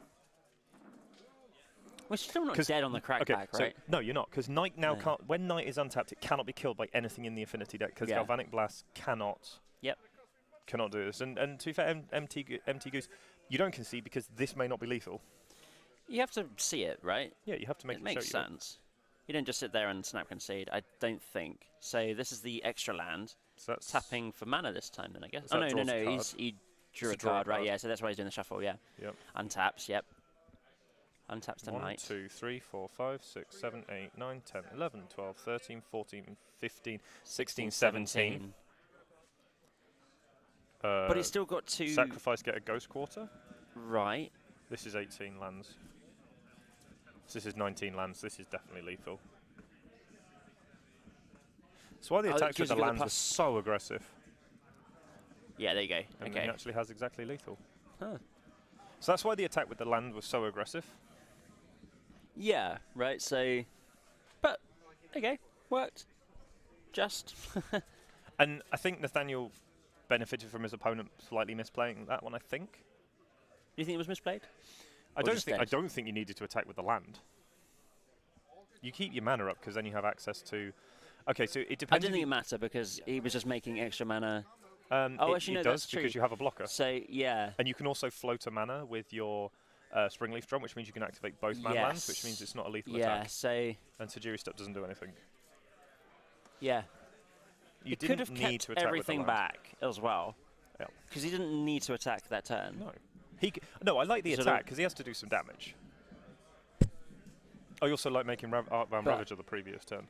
Yes, that's kind of And then your opponent plays a Knight, you then get to untap with a Ravager, which means that everything that gets tapped gets eaten by the Ravager, and then you can probably assemble a lethal kill with the Inkmoth Nexus. there's some sort of reason to keep your mana open as well to sort of fade having a Galvanic Blast. right. Something like that anyway. at Because least. if you have Galvanic Blast in hand, it means you could have killed the Knight. yeah. So I think that definitely Lorenzo could have afforded to keep his manlands back, and I think Yeah, against it's the green, possible. honestly, Yeah. against the green-white deck that's just played a Knight of the Reliquary, you're not going to win the manland plan. But maybe you just don't expect to be comboed out that turn. Also, right? the way So- he did it, if you leave back both manlands, you're not dead because he can't fetch both Ghost Quarters. Yes. Sure. Or he would have to fetch 2 Ghost Quarters, which is obviously a challenge in itself. You. It was probably going to be that's lethal for that's Nathaniel extra- anyway. Yeah, I think so. But I th- you got okay, some I avenue think of having Nathaniel had outs, lethal. Yeah. But Yeah. Lorenzo could have given himself more opportunities to have an out. But then maybe you're playing towards the edge of like they don't really run many copies of the Retreat to Coldhelm, do they? I think Nathaniel's on a few more copies than I was running in my deck. Sure. But you 'Cause don't know obviously exactly so the the list, reason Nathaniel's right? not on the red is because he's very much in on the full-on Bant version because he has Spell Queller's. Ah, yes. Okay. Yeah. So I've sort of You cut away from. I've the cut away Spellquellers, from yeah. I've cut away from Spell Queller completely because of Lightning Bolt becoming so much more popular. That makes sense. Yeah. Russell was here very shortly. He went to go and pick up a pack of modern, not modern M25? Masters. The Masters 25 Some sets, yeah. M25. Obviously not the motorway. We're on about the actual cards, Yeah, right. the actual packs. He's- he Masters is 25. modelling the M25 now yeah. as a belt. Yeah. What you'd want to have. Yeah, definitely quite nice. How do you explain that road works? Sorry. That was terrible. So, do you put in wear and tear here? Thoughtseize? Probably some Thoughtseizers, right? I mean, it's not great against the green-white style decks anyway, having Thoughtseizers, but it's important to get rid of the combo. It's probably fine to have. I like Gira per Aether Grid. Gira per Aether Grid. Yes, I like it very much as well. Maybe you stick in a single copy of wear and tear because Maybe. who cares, right? It does stop the combo. So Yeah, I think that's actually fine. maybe Thoughtseize is just better because it's 1 mana. Oh no, it.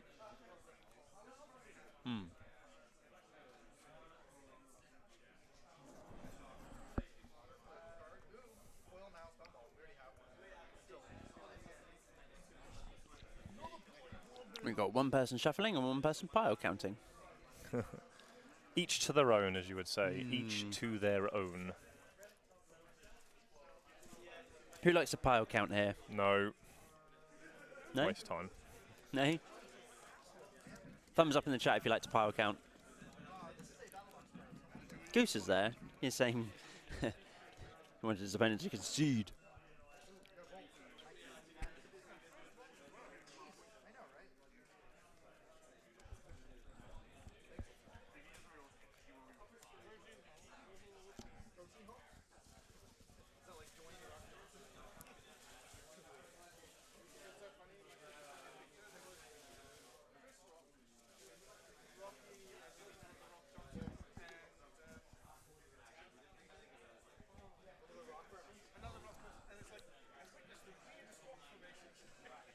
Yeah, draw for 7. Oh, looks like a land-heavy hand here for Nathaniel.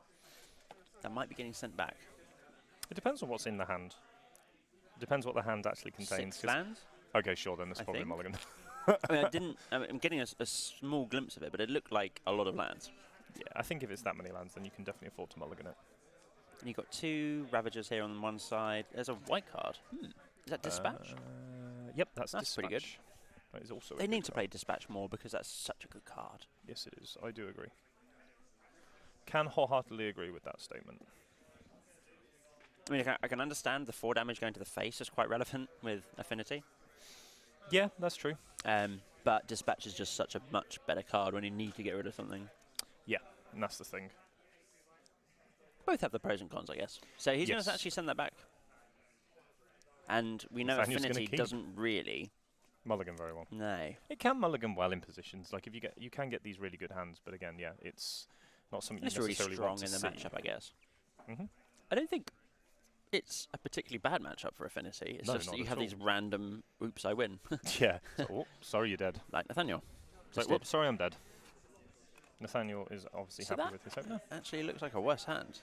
So he's got Basic Mountain, You have to keep it, Spire of unfortunately. Industry. I think you're in a position where you have to keep. Don't see the scry, sadly.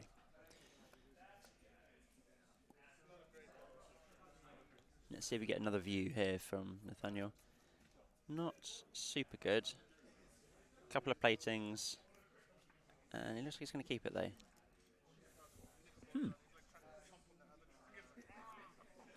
Vault Scourge is the play off of a Spire of Industry, taking himself down to 18. Seems fine. Yep, because it's slowly going to go back up. Yep. Or very quickly if you Kraken find the plating. Fetch, Noble Hierarch. I smell the same hand as yesterday, maybe. Yesterday, last game.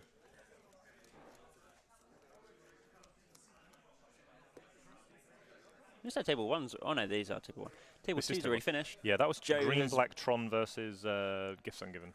The Esper Gifts, wasn't it? Yeah. I'm imagining Tron won. I am imagining as well. Max, how did you do? He's ignoring me. No. Max. Max. Max. How did you do? Oh, man. Tron. Couldn't deal with the Tron menace. Tron is slowly taking over the world. Oh, there's a Voice of Resurgence in the hand, at least. That seems okay. Can confirm seems okay. Good card. Yes, can confirm good card. I think you're spilling your elves onto the table here. Spilling my elves on the table. Spilling all of my elves on the table. So just going to go for voice and returns pass. on turn 2. Okay, cool. That's good. He is tapping the right way. Well done. Is pretty good though. If he can find Yeah. another art. Oh, he's found an artifact at least, so that's He's good. had plating in hand, I believe. Oh, this seems like a good time to drop Plating plating. dispatch. He's got plating dispatch, Vault Scourge. Signal Pest, and it looks like an Edge Champion at the back there. So I maybe think that's the artwork for Edge Champion. It does look like it. So black. So Red mana being red tapped obviously for to get your. Yep. Um, pass the turn back. you could play the plating. I'm Yeah, sure but that's I a think, plating, I think it is, yeah. He just wants to hold up dispatch mana. Sure, but you're only taking like 3 damage. Oh, I guess in case you. But you're not comboing. No. Make plating without your opponent getting spell collared. Yeah, that was what I was 3, thinking. Yeah. Sure. So this is also Coco mana here. Yep. Interesting. Also, spell color to block. I guess that kind of tries to sort something out, but you then don't do it then. Well, Okay. no, well, you can't dispatch in their turn. So that's an Ornithopter. At least that's an extra mana. Free mana is good mana. So it turns on your signal. The drum. Swings for 2. This is going to be rough. So this is the spell queller then, which I imagine is getting dispatched. It will get dispatched, yes.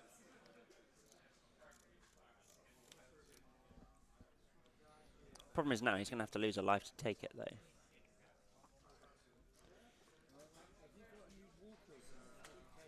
Just speak to Russell over there. Jen over there. He knows all about that. Yes, he does. He does. I think that guy was maybe a little bit under some influence. See the untap for his turn now. Looks like there's going to be no removal spell for the... It's just going to play it like that. There we go. I'm not certain the Affinity player has made the best choices there. And now we've got mana here for Nathaniel to play anything he wants. It was interesting. is, Okay, Casali, I'm really Bradley. surprised that he let the Volt Scourge die. Because maybe he's just scared of the combo then. He's holding up dispatch. And I I don't think that's the right thing. Nope. But swing for 3. Did play the Ornithopter at least. But you're losing this race now. Plating is not going to get equipped. You also haven't, like, double It's gonna exalted get on the other destroyed. side. Yeah. Oh yes, so it attacked for 4, didn't he? The Yep. the voice. And you've got a super strong blocker here as well. You don't even care necessarily that the spell queller is going to die to a plated dude. It doesn't matter. That, however, is a bit more of an issue. That's the Edge Champion. Okay, sure. So you just suit up, Yeah, and equip get the it Edge killed. Champion, and Get the thing killed. get the plating killed. But then it forces the issue, and it reduces your life total down by 1 less. And he's going to pass. Okay. I guess you can do it at any point. It doesn't force any particular sort of thing.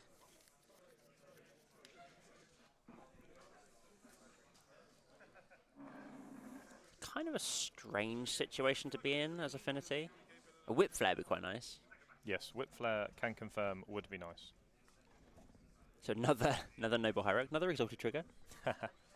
All of the exalted triggers. You just swing in, surely, right, with the voice? You don't really care if it dies because it's going to grow into being a 5/5. Yeah. No, it goes with the Queller instead. 4/5. I would have kept that back on defensive, but what am I to know? Eh? Exactly. Yeah. What are you to know? I is like not even playing though, right, brah. That's how it goes though. Sometimes you maybe like you kind of get stuck, don't you, with blinkers? I think that's the. Yeah, you tunnel vision onto something so hard that you don't actually realise what's killing you, I guess. Everybody does it though Oh, at of course. stages, especially at this level. It's not super serial. No, definitely So- not super serious. You just throw your angler on the floor. Yeah. It's a bit rude. Well, why Lead the not? Stampede. I love Lead the Stampede so much. Yeah. I was watching that Elves deck go nuts. Was it yes? No, was it Elves Yeah. yesterday that you? Oh, not yesterday. On Monday. I can't remember what it was, but yeah, one of the Just decks have went a absolutely Stompy. berserk, which was Several quite hits funny of to it. watch. It was quite funny just Lead watching the this deck go off. Stampede. Watching him go off is just like, ugh. It's glorious. So we have a knight here actually now for Nathaniel. Equip plating. Okay, Destroy. So he's going to dispatch the knight. okay, that's fine. But that's fine. Yeah. I mean, that was going to happen.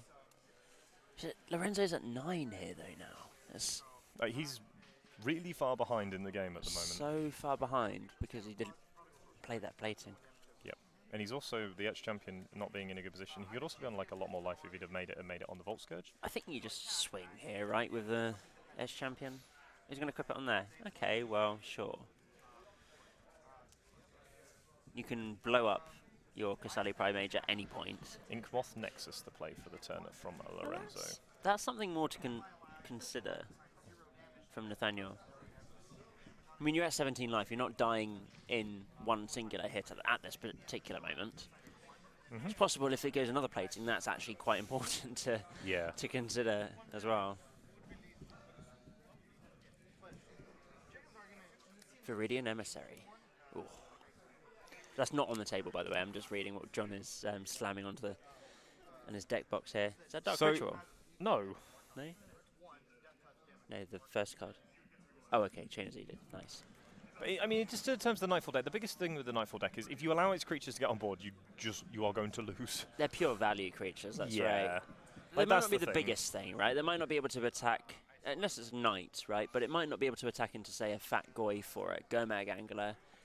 But it's got some unique twist to it, hasn't it? They've got either, Yes, like, somewhat. you might play Reflector Mage, you might Yeah. play a Flying Threat, or you just might be able to exalt it up enough so you can actually swing into an Angler. Or a big Fat Eldrazi. Yeah, and that's the key, is that you are able to just play a load of relevant threats that deal really well with what your opponent's trying to do. Yeah. There's some things I think that the Nightfall deck doesn't deal well with. Mostly those sort of big... Combo decks. Yeah. Early combo decks. Yes. Affinity, I would have thought, would actually be quite a little bit of a tough match. Game 1? Game 1's probably quite hard. Yep. But then just getting tripped up is kind of a bit savage, so there we go. There's another Inkmoth Nexus, and a singular Inkmoth Nexus and a Blinkmoth Nexus on the table now for Lorenzo Colucciani.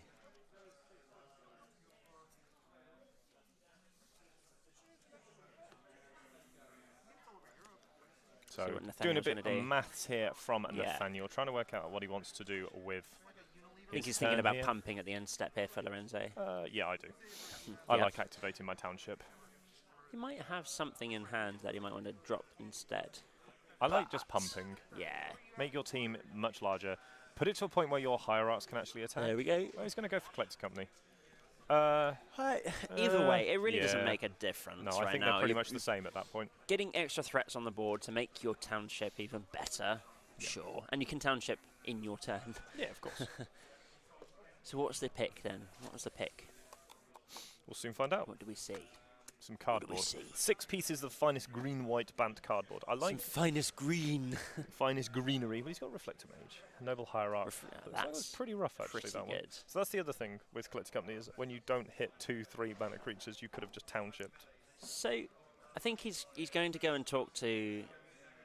Nathaniel's just popped off now to try and speak to Danny about how Reflector Mage works if he was to bounce. So say- he can't actually target the No. Edge no. champion. It has protection from all colours. I think that's what he's asking. And Lorenzo's going to update his playlist. Yeah, seems good. Seems like a very valid way to look at your Spotify account. Keep yourself updated with That's what's it. happening in the world while you wait for your opponent to ask a judge a And question. rehydrate. That's And actually a very, rehydrate. very important thing to do. If you go into a GP, my biggest tip is bring Rehydrate. lots of stuff to drink. Lots of And water. Throw it down your neck. Even if you're not thirsty between rounds. Throw it down your neck, get it down you, and it's As so in much drink better. it, not throw it down your neck. Down your esophagus, Your esophagus. Oh, no. down your throat. Down your Shove throat, it boys. down your throat. So, Nathaniel, There we go. oh wow. Sure. So it's a Noble Hierarch, right? And yeah. So interesting. Yeah. So interesting one here. I would have probably still taken Reflector Mage. Reflector Probably Mage. right. I would have taken Reflector Mage Tracker, bounced the Signal Pest, Yeah.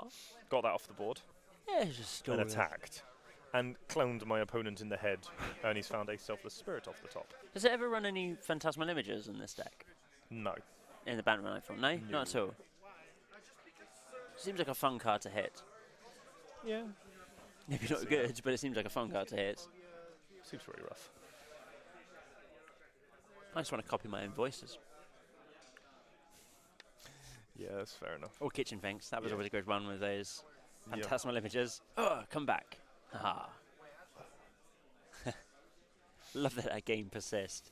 The Phantasmal Image. It's so funny. With what? When Oh, you if you kill copy the Kitchen yeah, you Finks. copy or you just copy something with Persist and then it comes back and you can copy something else. Recopy With the a -1 counter, recopy sure, the but recopy the Kitchen Sphinx with a Yeah. -1 counter on it. still quite funny. Attack in the air. Like at the moment, you're not attacking in the ground, and you're about to attack with a 5 power Queller. It's pretty good. So relevant amount of damage.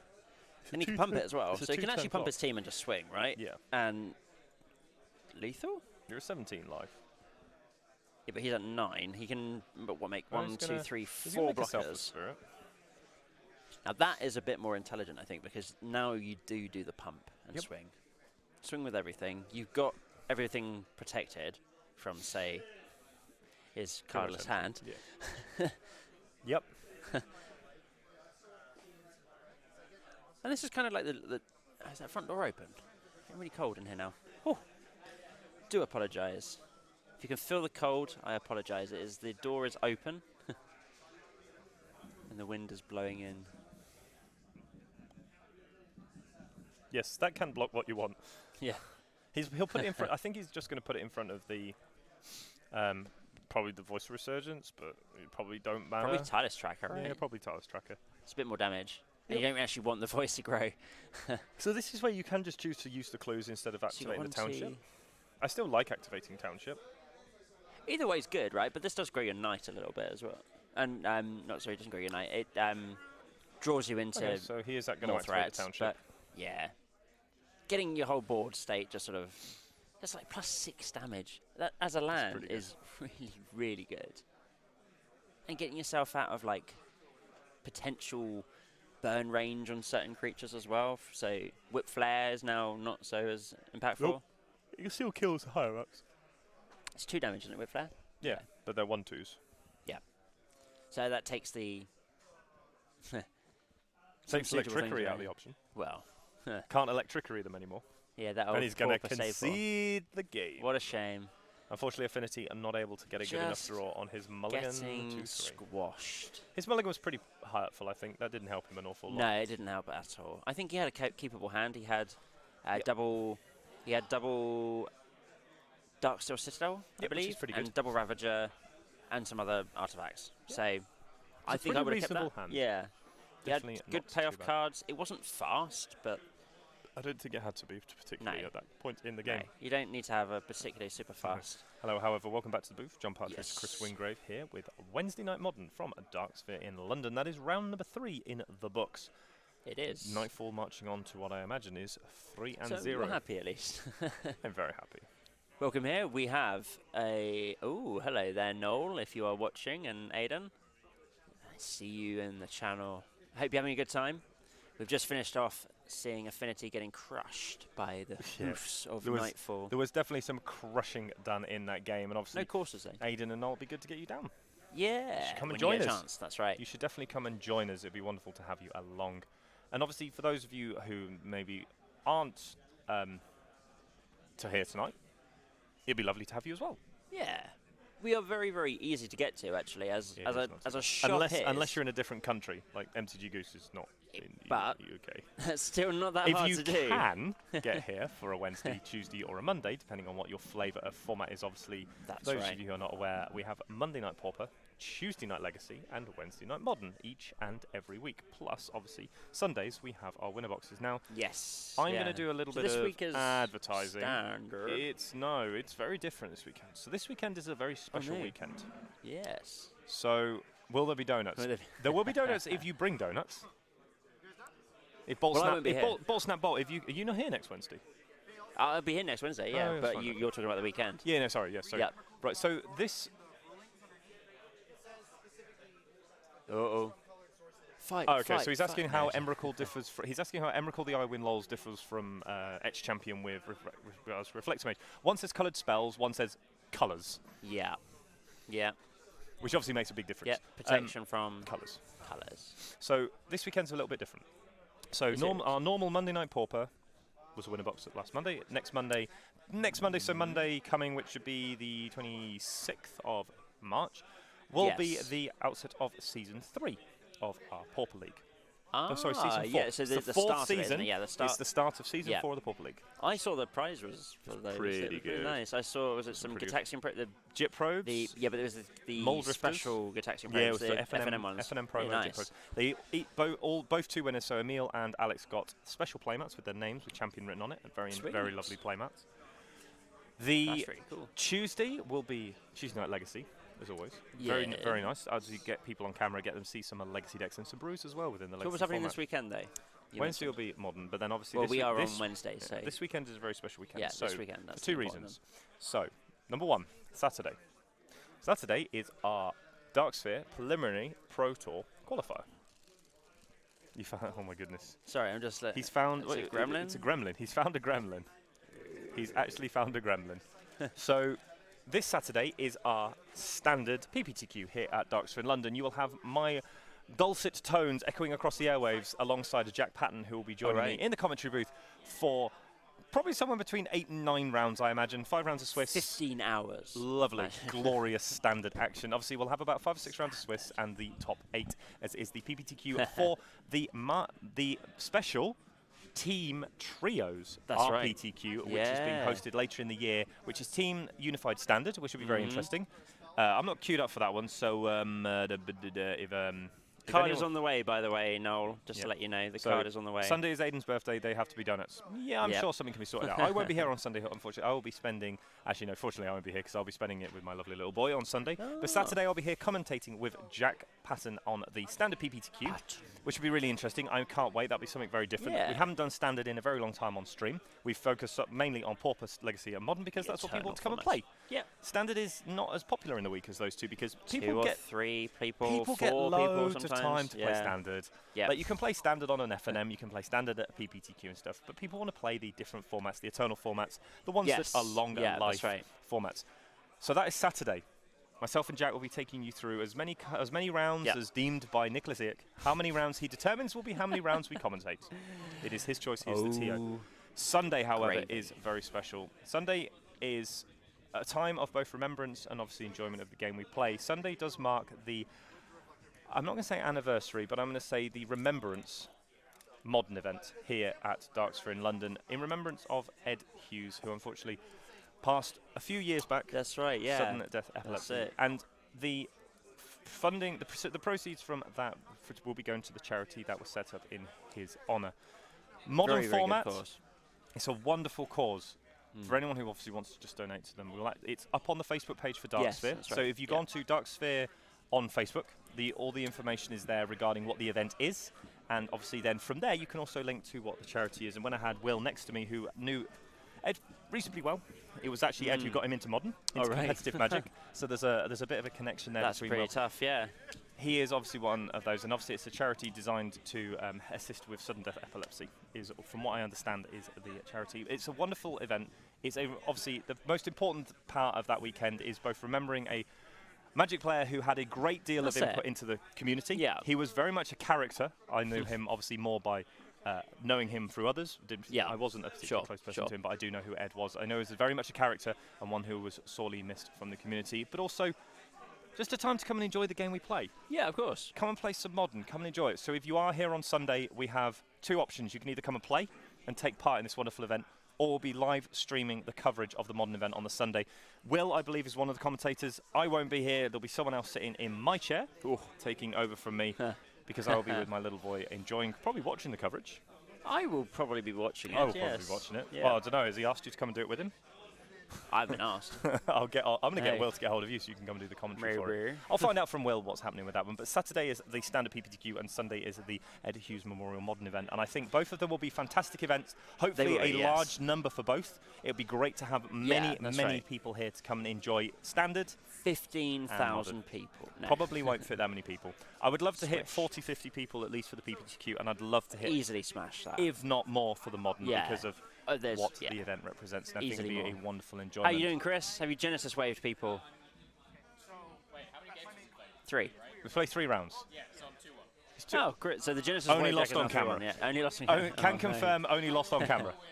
What was your highest Genesis wave number so far? We've Was it 17'd on camera. 16? Oh, You nice. Genesis wave for 23, May, ladies and he gentlemen. may have That's- won that game. Did you put an Emrakul Yeah. into play? Did you put a Spaghetti Monster into play? Yeah, Emrakul. I win lols. What is your big... Oh, Oh, so it's sure. multiple is... Hi, Joss, yeah. So you didn't actually have a big playoff creature, so it's Oh, just Genesis man. wave It's a to letdown really Genesis annoy wave. your opponent. to It's a, just it's a letdown every Genesis single wave. one of you- let- It's the letdown Genesis wave. It's the It doesn't have anything to go and get. Whoa. Just Except there's no up, it's just whoom. fair enough. And we do like the Primal Recursion. Command can just shuffle your graveyard into your library as well, so you never Infinite, mill out. yeah, Infinite. infinite. It's always good. But that does Seems good. bring us, I think, quite nicely to Yeah, we will the go... conclusion of round number 3. Yeah, We'll go and have a look what's in the room. And we're going to go and see if we can find a did I spicy one for the final round. possibly something good. Might try and see if we can get 2 decks we haven't seen yet on camera. That'd Definitely. be the try. Yep. The triumph. I think that would be fantastic.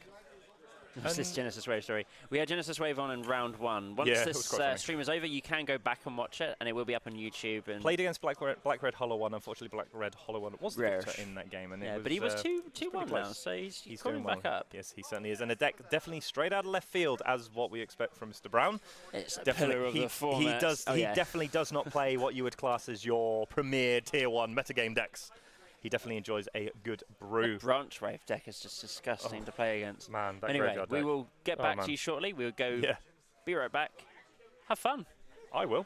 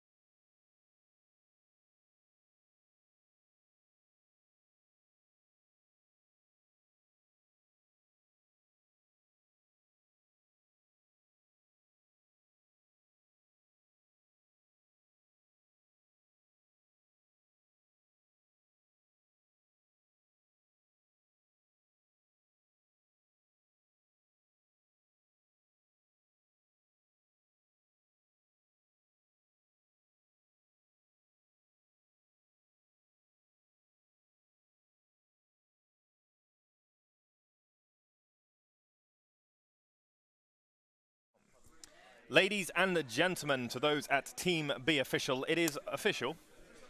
We have one of your chosen few on camera for this final round. We have a Grixis Control versus Lantern Control. So we're in for a long one. We're going to send it down to feature match area. Give the players Get a nice thumbs and up. cozy. Danny! Judge! Judge! Definitely fastest asking Judge. Go and get your popcorn. And we're going to see Thomas on the play here with his Grixis Control list. But David does like to give people the play with this deck. Yeah, I did have heard that. That's quite a good start. Yep. Sadly, Yes, that's the we did choice. have to put Lantern on camera. He does play fast, though. David Smith He is is, he's good with the proficient deck. it. He is Yeah, good with he's the played deck, it a lot. so He's played the deck a lot, which helps. I kind of want to get 2 different decks on camera as well. Yeah, we wanted something new. We're going to see a Lantern of There's the Insight Lantern. here. Are we going to maybe see a counter spell? There has to be something. Nope. Going to the Codex Shredder and a There you Fatal Push. That might get shuffled away. And we're going to Actually, no, see that a Pyrite Spell Bomb. Oh, okay. I didn't know he had that in his deck as main board. It's It's a a good sweet fetch one target. off. Yeah. Thought Scour, target me. Get rid of Fatal Push. And draw. And you do get to draw. You still get to see it. but it is it's- drawn. Yeah. You can't Codex Shredder because Yeah. it's part of the resolution of Thoughtseize the is spell. actually quite good here. Yeah, It's Thoughtseize, right? I'm yeah, not it's just Thoughtseize. going nuts. That's It is the Thoughtseize. Lorwyn, It is or Lorwyn. either the modern. Iconic Masters or Lorwyn. The Iconic. is it iconic. What was, Yeah, the, it was what was iconic. the set before which had that weird symbol? It's definitely iconic. Yeah. So we're going to see a possible Thoughtseize here. Looks like a hand with a Thoughtseize, which I like a lot. A Bolt, This which is fine. actually could be quite nice. Yeah. He tried Lantern and KCI so far. Are you sure he actually likes playing modern? KCI? Oh, Kark Clan Ironworks combo. Kark. Kark them. Kark them. Steel So Clan Ironworks. I'm going with a Whir of Invention, a Inventor's Fair, and a Lantern of Insight, and I'm fairly sure it's like say goodbye to your Whir of Invention. Pretty much, yeah, because Yeah. that sort of shuts off Oh, so goodbye. many options, yeah. It's more the fact that it enables you to go find up your Witchbane Orb and stop This them match, losing. I don't think that's that bad. So we're going to see You're losing through damage, aren't you? So So he's thinking. He might want to go up. Oh no, we're going to Mishra's Bauble. that makes Untap, sense. Draw Yeah, this, you draw that, and then you reveal, get the draw other. this, Yeah. and reveal another Bauble. Sounds good. Has he fully foiled this deck as well? It looks like it's pretty It's foil. getting close. I know he's done that with Okay. another Lantern of Redundancy. Lantern of Redundancy. Looks like they are foil. Well done. Mm. David certainly knows how to spend props his to wages. David. Props to David for foiling this deck. Well, he's foiled as an ad nauseum deck. Rightfully so, because he was really good with it. Yeah. Yeah, I was thinking of foiling out my... I was thinking of foiling out my Nightfall deck and then realised what it was involved with foiling out Nightfall. When you look at the 4 Noble Hierarchs. Conflux Noble Hierarchs foils. Yeah. Or Judge Primers. So, okay, that's good. A guy in my local game store is looking for a new modern deck. He tried Lantern and KCI so far. That's It's why I really said he tough to doesn't watch really someone modern, play though. those decks when they don't really understand them. Not that I could do much better. The overlay seems... Yes, we have a brand new overlay. That is slightly malfunctioning, but Yeah. we will sort that out. Yeah, we'll definitely be sorted out. I think the Search for Canter may be getting milled away. I wouldn't mind shuffling this other land. He's got a hollow one, has he? Nice to know. He has a foil Hollow One deck, nice. But yeah, so we've got a new overlay. We're liking this very much. Few teething issues to deal with, but we will have. It will all be sorted out before the PPTQ on the weekend. I'm going to put together a little list for Alexi and email that off to him, or Seems Facebook good. it off to him. Yeah. Crack the fetch. I like that he tapped it first. Yeah, definitely the correct way of using that card. Yes, and the correct direction as well. Mhm. Good job to him. None of this tap into the left malarkey. I'm a left-hander. That's where I tap to. Don't pick on me for no. it. Oh no, tapping the wrong way. How is that tapping the wrong way? Because of the tap symbol, says to the right. That means nothing. No, it means It quite a lot. means nothing. When you got cards that are what's the flip? Not the flip cards. Not the flip cards in particular, but the ones that had 2 sides to them. Yeah, the transform cards. The ones that turned Oh, from invert. Kamigawa. Oh, That's wow, the yeah. reason why you tap to the right. No, you tap to the left because I'm a left-hander. No, you tap your right. No, you can tap to the left. specifically says it on every single card that has a tap ability. You tap to the right. So David up to a massive 21 life. Oh, Pithing Needle. I'm going to guess that's Ensnaring Bridge, but I really don't know. It looks like it, yeah. Another Mistress Bulbul's in hand, though. I think that's an Ensnaring Bridge, right? Because it's got the locks around the... Unless... That's certainly not Pithing Needle, anyway. You sometimes tap your cards in different directions for the full tilt. People have been spread out now, today. Still got about 20 or 25, 26 people. Sorry? It's Ensnaring Bridge. It's Ensnaring Bridge. There we go. Mick has already finished his match for today. Really? Wow. Mick, you finished already? Or are you on the bye? Oh, right. Oh, right. What are you on at the moment? You're on Green Black Tron, yeah?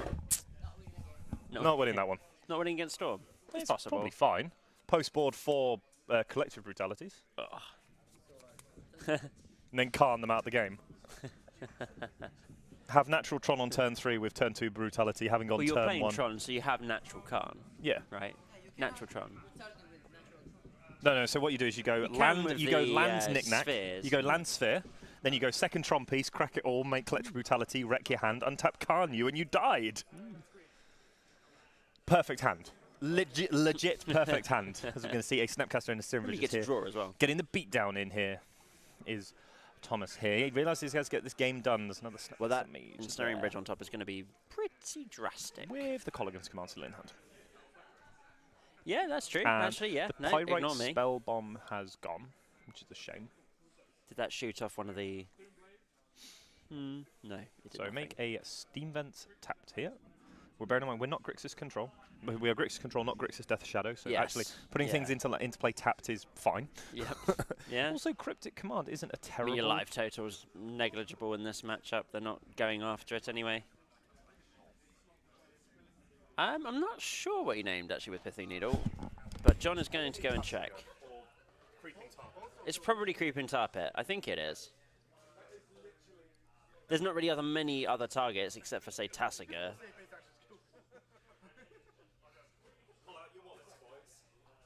Oh, is it Jason Wallet Sculptor? So it's naming Jason Wallet Sculptor. Fair enough. Because even if he assembles the lock, Jace is a way that he loses the game. That's true. No, that's true. So it seems like a reasonable thing to choose.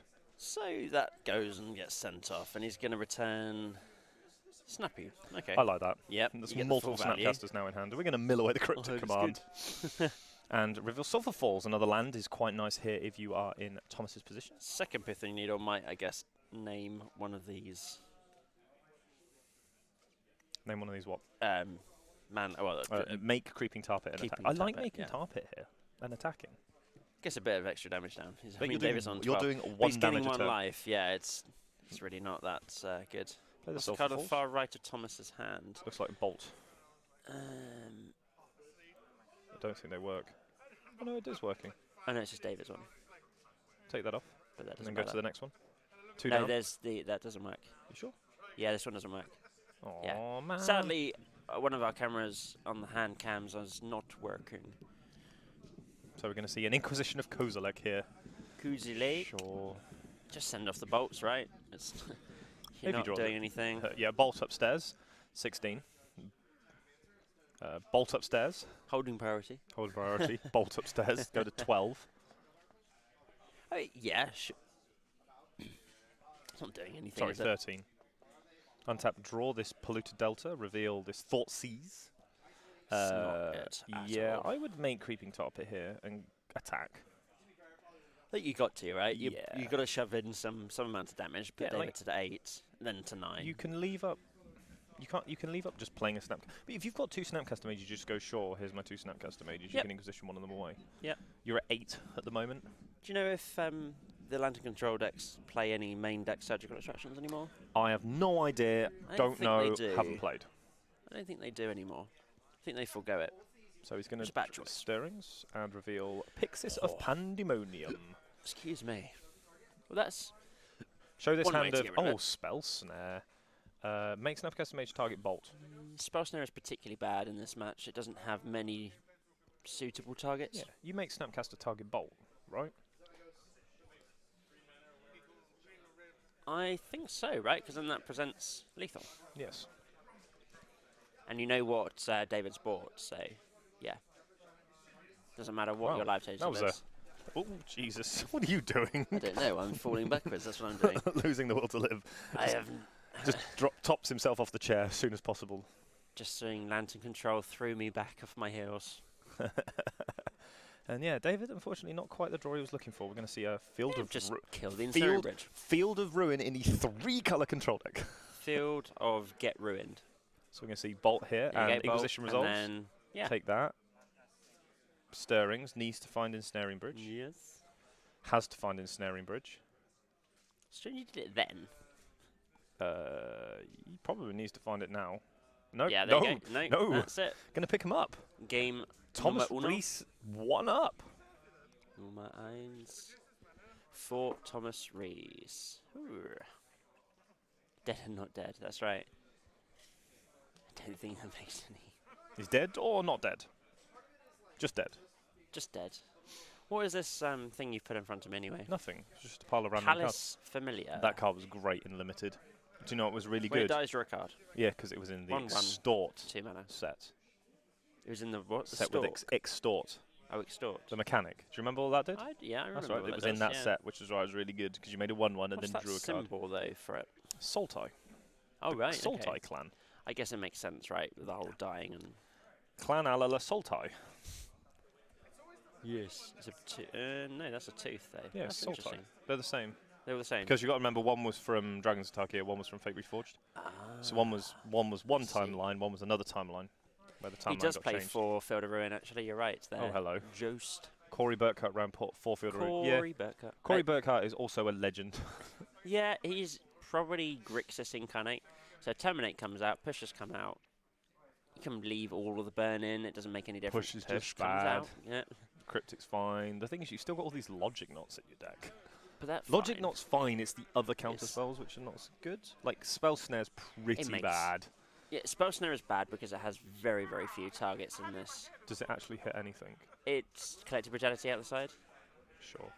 That's about it that I can think of. I There like isn't the- really the- many 2-drops for a particular yeah, reason like because this- they want to play all of their Yeah. cheap Like, this is much better. Like, Omnath things. Surgical. EE is amazing. Bring that in. So you have a. You've got loads of options now. Field of Ruin is actually important to keep in this deck to get rid of those Inventor's Fairs or Yes. Academy Ruins, those sort of things. Yeah. Yeah, no, definitely. There's definitely a benefit one from there. He does he play used to play Cryptic. 4 Cryptics. in this. He has got Cryptic Does in he? this Yeah. deck. Yeah, yeah. Oh, The this one guy from does, the new but set. Yeah. Yes. Yeah. The one from the So if you're Iconic bringing in Masters. Surgical, that's good because if you get to Thoughtseize and Inquisition, you just take away Bridge and then you Surgical it straight away Yep. and then you win. Yeah, yeah. It's that simple. yeah, yeah. Strangely. It's very hard for them to win if they don't have access to Bridge. Oh, he's saying Corey doesn't play Sorry, yeah. Cryptic Command. It's possible because Okay. he's gone more towards that blue, the Moist Jund style Moist list, Jund. right? It's no green, but it's basically Jund.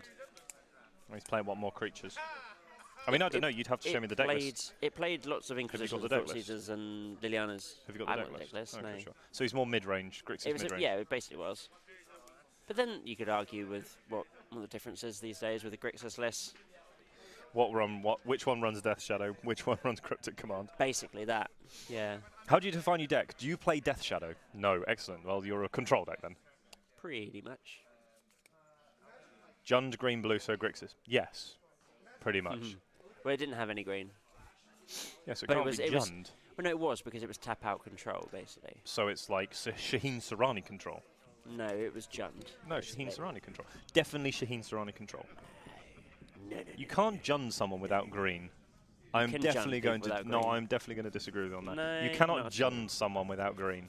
You can Jund someone without green easily. The Grixis list that used to play Blood Moon, black.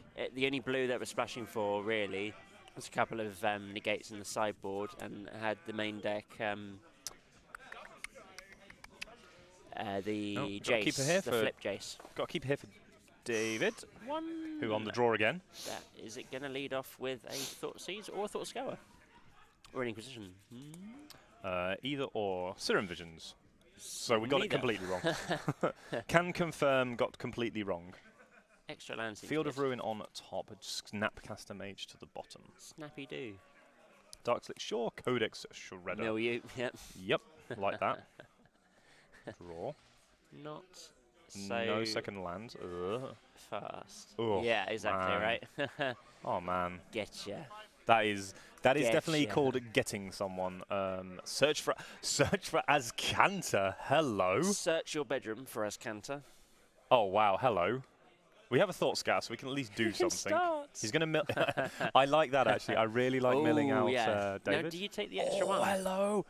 Oh, Hello, land. And How'd you another do? one. How'd you do? Do you know what I like? Surgicling away that Codex Shredder. Get it Shredder. Why? It's terrible. There's one in No. play. Pass the Doesn't turn make a back. difference. Make a swamp. Make a Make a swamp. You're not losing anytime soon, so you can probably afford to Make- play a little bit slower. yeah. You can Yeah, Ancient Stirrings, sure, He's no got worries, another results. Stirrings in hand as well. What's he gonna get with the Drunken Sailor? Looks like a Grafdigger's Cage. I thought he played Cryptics. There was like a Grixis list that was I like Grafdigger's pretty much Cage, red pretty black. good against Snapcaster. Oh, another Ancient Stirrings, off the Botanical Like I said. Sanctum. Botanicals. Bojanicals. So that card spiked in price a lot at one point. Yeah, and recently as well. And we are going to Lantern Lantern. of Insight. Lock is complete. Not really. Soft lock. Soft lock. Really soft core. lock.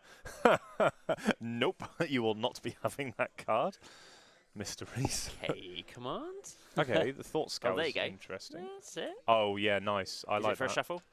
Draw it. Good. Where from? Right. Reveal the top Invention. card. Reveal top card. Yep, there you go. Reveal Counter Squall. That's one you want to draw as well. So he probably plays one Blood Crypt in the deck. Would be, I imagine, the one non-blue jewel. So he's going to Okay, so actually he's gonna surgical surgical the the word. I word. think that's That's suitable. correct. Yeah. So what we've got Abrupt Grafdigger's Decay. Cage. Oh, he's got Abrupt Decay, Grafdigger's Cage, And Ensnaring Bridge. Ensnaring Bridge, which Yeah. obviously is. Doesn't make a difference because he No. has got a K command. What was that card? That invention. Hmm? There was an invention I saw with like the dragon in the background. Ensnaring Let me go Bridge? find out. I'm really interested. I have no idea. Yeah. Who? So, yeah, there was this, like, red, black, blue... It was Grixis, and it played the Flippy Jace from Origins. Played a lot of kill spells, a lot of Inquisition, Thoughtseize, Lilianas. He surgicaled away the... he surgicaled the... War of Invention, that's it, yeah. He surgicaled away the War of Invention. Sorry, my mind just went blank then because they ran off and was doing something weird on camera. So now he can play the Wallet Sculptor, though. Yes, that's true. What's It's a Thoughtseize. Oh, he has a Thoughtseize. It would no. So Nice. the other invention is a Oh, the other Thoughtseize. oh, I see. Okay. So he's got Invention Thoughtseizes and Nice. Invention in Snary Bridges. Huh. Untap, draw. Draw counter If he's got squall. Snapcaster Mage. Huh. Lose 2. Go to some irrelevant life total. Get rid of Bridge. Possibly. So there you go. Would you get rid of Bridge? No, you probably can wouldn't, counter really. it. It doesn't make a difference. The thing is, yeah. you can counter the bridge. What with they?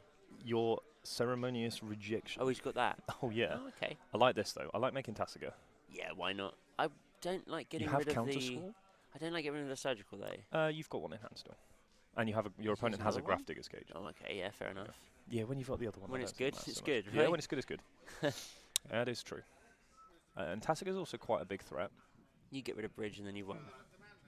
The thing is, the problem is David knows he has counter Yeah. squall. Yeah, yeah. I think you just make Grafdigger's Cage. Yep. Sure. Doesn't make a difference. Doesn't stop the clock. No, new David has to play Bridge soon, and then that's going to get and there's a counter-squalled Sulphur and Falls Surgical. coming off the top as well. Well, that's quite nice, actually, because that's your second blue mana if you do have any logic knots. You can also activate Tasiga. Sure. If you really down for that? Yeah, I am really down for that. You don't have anything in your graveyard. So there's only whatever you hit off the top of your library. Yes, that's true. Pass the turn. Mill my bauble. Find me Mhm. some not baubles. don't like that card though. Trigger David just search for doesn't need it, Canter. yeah, so Yep, flip yeah. search for Canter, reveal a welding jar as the draw that's for the alright. turn. That is actually important. That's And Pithing Needle. yeah. Sure, resolves. So yeah. Now you Do have to counter Do squall you it. even do it though? Do you? Oh, he's going to activate as Canter. Oh, hello. Okay. That's fine. I don't like this line though right now. There's a Tezzeret there, though. A Collective Brutality. See, that's now. And a Thoughtseize. Nah, that's not good. That's not good for Thomas. Why not? I would have counter squalled this welding jar. You can't let him play the welding jar. That was actually a really, really good draw to have. Is to have the welding jar. So you can collect brutality next turn, take away whatever. You've got so many counter spells, though, and a Colligan's Command. Obviously, Colligan's He's Command got doesn't one, matter. but He's got two. But you've got got one? Thoughtseize on top as well. oh, okay. Well, okay, sure. Difficult decisions here, though, from David.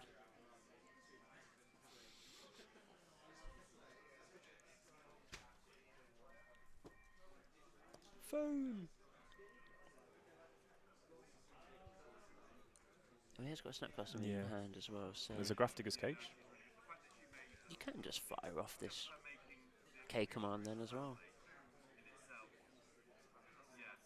The thing is, you can So this is the Thoughtseize, right? That gets counter counter squall. squad. Okay. Yep.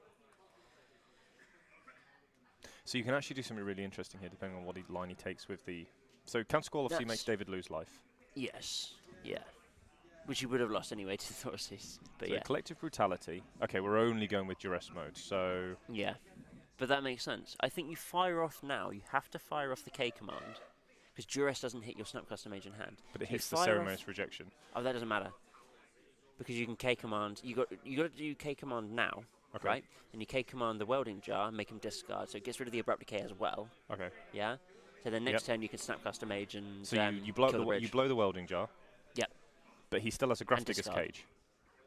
But he Okay, has so- Tasker activations Okay. now. Well, you go and you target the Grafdigger's Cage then. Yeah. Because it's one or the other. Mhm. He's got nothing to get back from his yard, has he? So just make discard to just kill the abrupt decay. This has been He also has fairly he difficult. does also have Tasker activations. So Sure. blowing up the welding jar seems Sure. like a good option. Yeah. Sure. But welding jar's he gonna also really- also by the way he can't actually play Ensnaring Bridge this turn, No, not with this mana, no. which So means that we now have it's- Tasker it's activations buying to you some think about time. it. Yeah. And That's Tasker right. activations are actually quite important now because there's the sick that land on top of the deck. Yep. No, that's true. So actually Tasker's really good here. Tassigoyf. Yeah, you have to take that. She's doing pretty well so far. Untap and And David is at 10. don't surgical anything. Like there's no point. There's nothing in there. No, surgical you, yet. you need to save your surgical for when you Get get the the bridge. bridge. If you get the bridge. So then we're going to untap and draw. I don't think David is going to... No, you have to draw this card. Yeah. Thoughtseize on top, sure. That's actually fine. Oh no, so this is really good. So you can activate Tassiger now. Because if you get given a Thoughtseize, like it's really bad in any sure. circumstance. Except for now. No, Yeah. you have to. Oh, Okay. So he's going to do it, oh. but then You this get gets- given Thoughtseize now. Oh Yeah, this is man. a bit too late, right? Oh, this is maybe in response. He didn't play the land for the turn. No. Right. Okay. So that's down to K command, which you're never drawing again. Well done, David. He's crawled himself back out. Because no matter what you hit, he can never resolve Ensnaring Bridge. Yeah.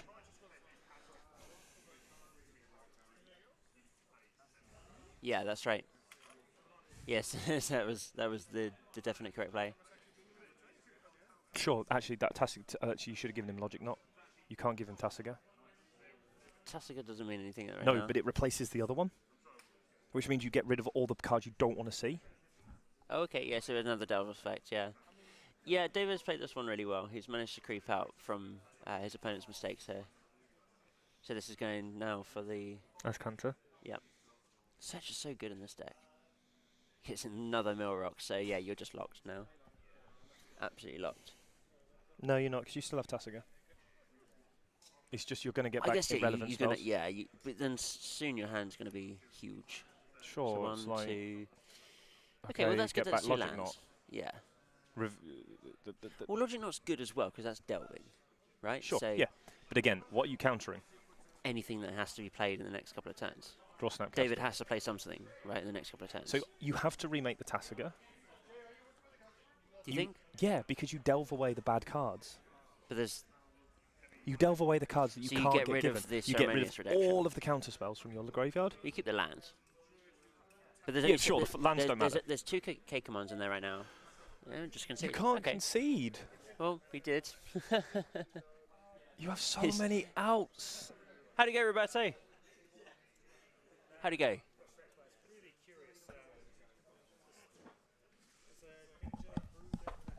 Oh, right.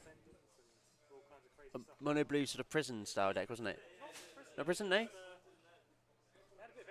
Oh, right. Oh, wow, okay.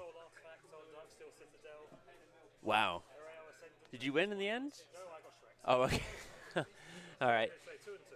Our resident Eldrazi menace here has unfortunately gone 2-2, but he was playing with a colourless Eldrazi, the Serum Powder Eldrazi. Went 2-2 and played against some Ninja Bear shenanigans, right? So, yeah. Better luck next time, but enjoy your evening. Yeah, yeah. That seemed like an interesting line, but maybe you just didn't want to play that game anymore. There you go.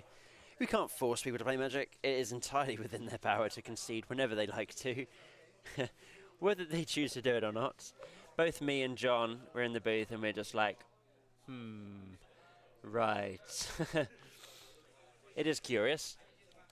But there we go. That is Magic for you. We are allowed to do practically anything in the game. It is rather bizarre, but there you go. Nothing can be done. It is fairly strange, but there was some way, I think, of climbing out there. He was still good to win that one. Yeah, and also, I don't think he has any bolts, right? It doesn't probably- matter.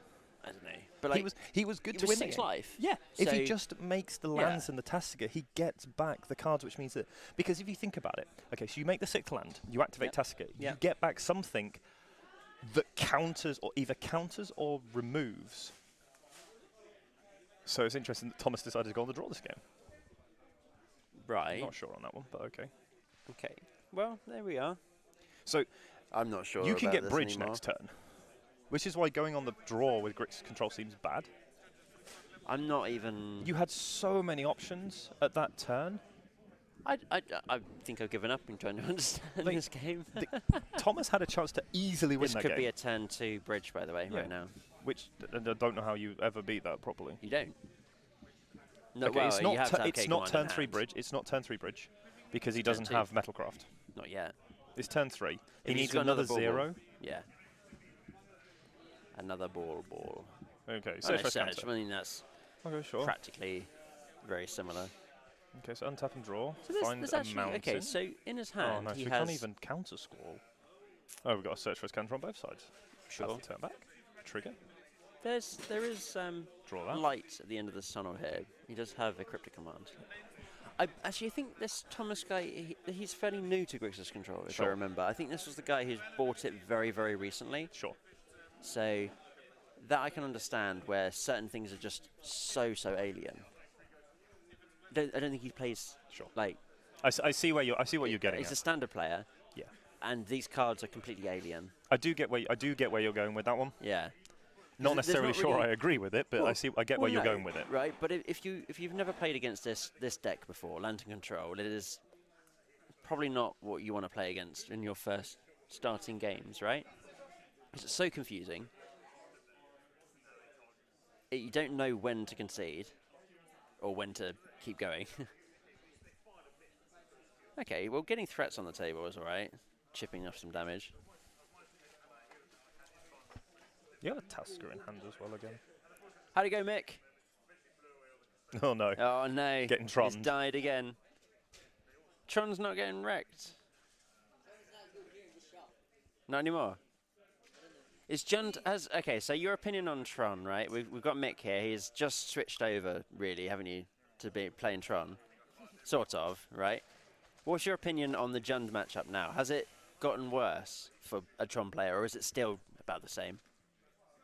I think they're more. I mean, their chances of winning got higher because of the Bloodbraid Elf. Right. So yeah, just because of the Bloodbraid Elf, he says the chances of higher have got the chances of winning have gotten higher. Yeah. So, do you think it's tried to dramatic effect, or has it changed dramatically, or is it just a bit more noticeable now with the inclusion of Bloodbraid Elf? No. It's an interesting one, actually. I think like it's a difficult thing to choose as well, whether you do keep your 4 drops in against, say, Jund, right? I mean, you're probably going to be hitting like 4 lands, sure, because you're not a fast deck, but the 3 and the 2 drops and the 1 drops, like you get value, right? But that's taking cards out of your deck to then get wrecked by Ulamog or Ugins and Khans and such. But the haste is actually quite relevant to getting that last chip points of damage. But it does bring Fulminator Mages as well, so yeah. So what's your score now? Are you 2-2? Oh. So we're Another going to see 2-2. a Surgical Extraction getting rid of the Whir of Invention. Yeah, so he surgical the Whir of Invention in that turn. I think that's suitable. Paying 2 life, yeah, it's a good one to target, agreed. You've also got Snap Surgical, so if you do manage to get rid of the bridge in soon, which you can do next turn, if it, he's not going to Your play hand's bridge, but your hand's really good at the moment. really strong. Yeah, so surgical away the Whir again. I mean, you have to, right? Because that gives you so Let much. Tessiger. Okay, delve this- away the graveyard. Like your graveyard isn't doing anything for you at the moment. I think you'll blank. You I think have the blind to, card is yeah. cryptic. You can tap I mean, the you can tap the mountain, mountain, yeah, sure, okay, but not Yeah, the other blue tap the source. mountain. Yeah. and then 1, You keep the 2, surgical. 3. No, Ooh, I don't think you keep the Snapcaster Mage. you keep the surgical. Cetra's Cancer Trigger. Gonna leave on top. Okay, so the reason I would keep the surgical is so you can surgical away that lit and snaring bridge, because that's the win con. So we see another mana here. And 3 mana being tapped. How'd it go, Joe? Oh, he passed the How many turn back. wins? 4. Fair. So our other Tron player Went 4-0. went 4-0. There you go. Tron, What's, Tron what clearly flavour not of that Tron? bad. Mick went 2-2. Which flavour? Mono green, green black? What flavour of Tron are you on? No, he's not in there. It's you're on green black. Yeah, he was the other Mick. You know, Little Mick. No. I'm sure you played against him. Yeah, he's playing Tron at the moment. He used to play Bantojazi and Burn and you know Little Mick. Yeah, he's on green black Tron. Yeah. And then you've got Dominaria coming out with the Oh yeah. the field. How are you? Okay, so Joe, as a Tron player, for the masses, how are you feeling about Damping Sphere? It's Not bad, worried? But it's not going to ruin Tron. Yeah. You'll still So you play just it. got more targets for Nature's Claims, right? Yeah. Oblivion Stone, Nature's Claim, Yeah. Zero Primordial, Yeah. Khan. Like, there's Do you think that's going to be like a The thing- massive to be fair- sideboard thing now that everyone's going to be playing, or is it going to be I think depending on the meta here, no, because there's right? me and that new Tron player. Yeah. So we're not that much of a meta. Okay, so he doesn't think it's going to make the too much thing of an is, impact here, Tron, but that's Tron true, still I think, right? dies to its. Tron will still lose to exactly the same decks it loses to us Yeah. at the moment, which is I think combo decks the only that thing go it offers really you quickly. now is there's various decks that don't have access to, say, a 2-mana answer to Tron. There's not really many 2-mana answers No. to Tron, but being on the play or being on the draw against Tron is very, very dangerous Yeah, for of course. any deck that's not running, say, Blood Moon, Blood Moon, turn 2. Pressure. If you have Blood Moon on against Tron, you're on the draw, they can Tron turn 3. Yeah. Yeah, right. It's This does mean yeah. you can be on the draw and get the Blood Moon in. I think.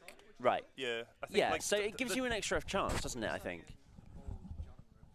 Because at the moment, Stony Science and Blood Moon aren't going to bring anything against. So here's an interesting one. So Yeah. So one of It's the just, other things. One of the other things as well with if BTL Scapeshift comes back, Yes. which yeah. is normally what happens when Tron becomes popular, That's right. Yeah. because Remand is really Yep, good. Yeah.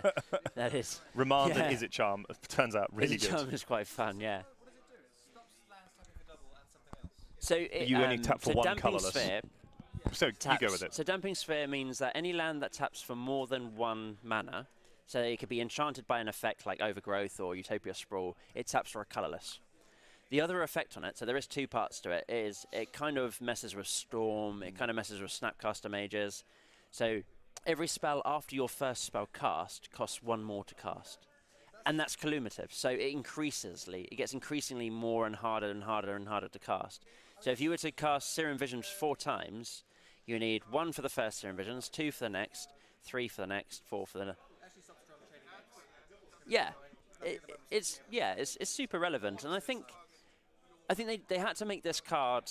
It's obviously pushed for the Eternal formats. It's trying to combat Tron, and it's also trying to combat Storm, where there's certain decks like, say, Mono Black Control. Yes, it can beat Storm, but does god awful against, say, Tron, right? Or yeah, I mean, there's a lot. So it messes with BBE. It does actually affect Bloodbraid Elf quite a bit. So you can't just sit there and go, yeah, because it's Cascade, so it's a second spell cast. Yeah. So yeah, it's got loads of actual. It affects Snapcaster Mage, which has been in the format since the beginning, and just BBE making as everything. well, yeah. Well, yeah, BBE Tron, as well. Storm, Ad Nauseam. Yeah. It just makes everything a little bit harder, and that's what I quite like about this card, is it's now, you've got to have that anticipation for turn 2, play your Dampening Sphere. Yep. Can you go off? No, well then we can play some Magic, which Storm just did that, right? To say against like the banned Nightfall decks, like you're not going to sit there and Spell Queller one of the spells, really, right? Unless it's a creature, but probably a bad matchup, I would say. The fact that it's sometimes. 2-way also is a challenge for what deck you put it in. Yeah, that's true. The 2-way thing is actually quite a challenge for what deck you put it in. It's going to be better in the creature decks. But anyways, as we saw, much, David extending the hand in submission to Thomas Rees and his Grixis control deck. Seems that the game 2 problem. I think Damping Sphere is pretty good. Got a lot. We're going to take it back to the booth there. Yeah. It's got a lot of good targets. Yeah. A lot of really good targets for. And obviously, we're only saying this because we believe that it's correct, that it's going to be produced.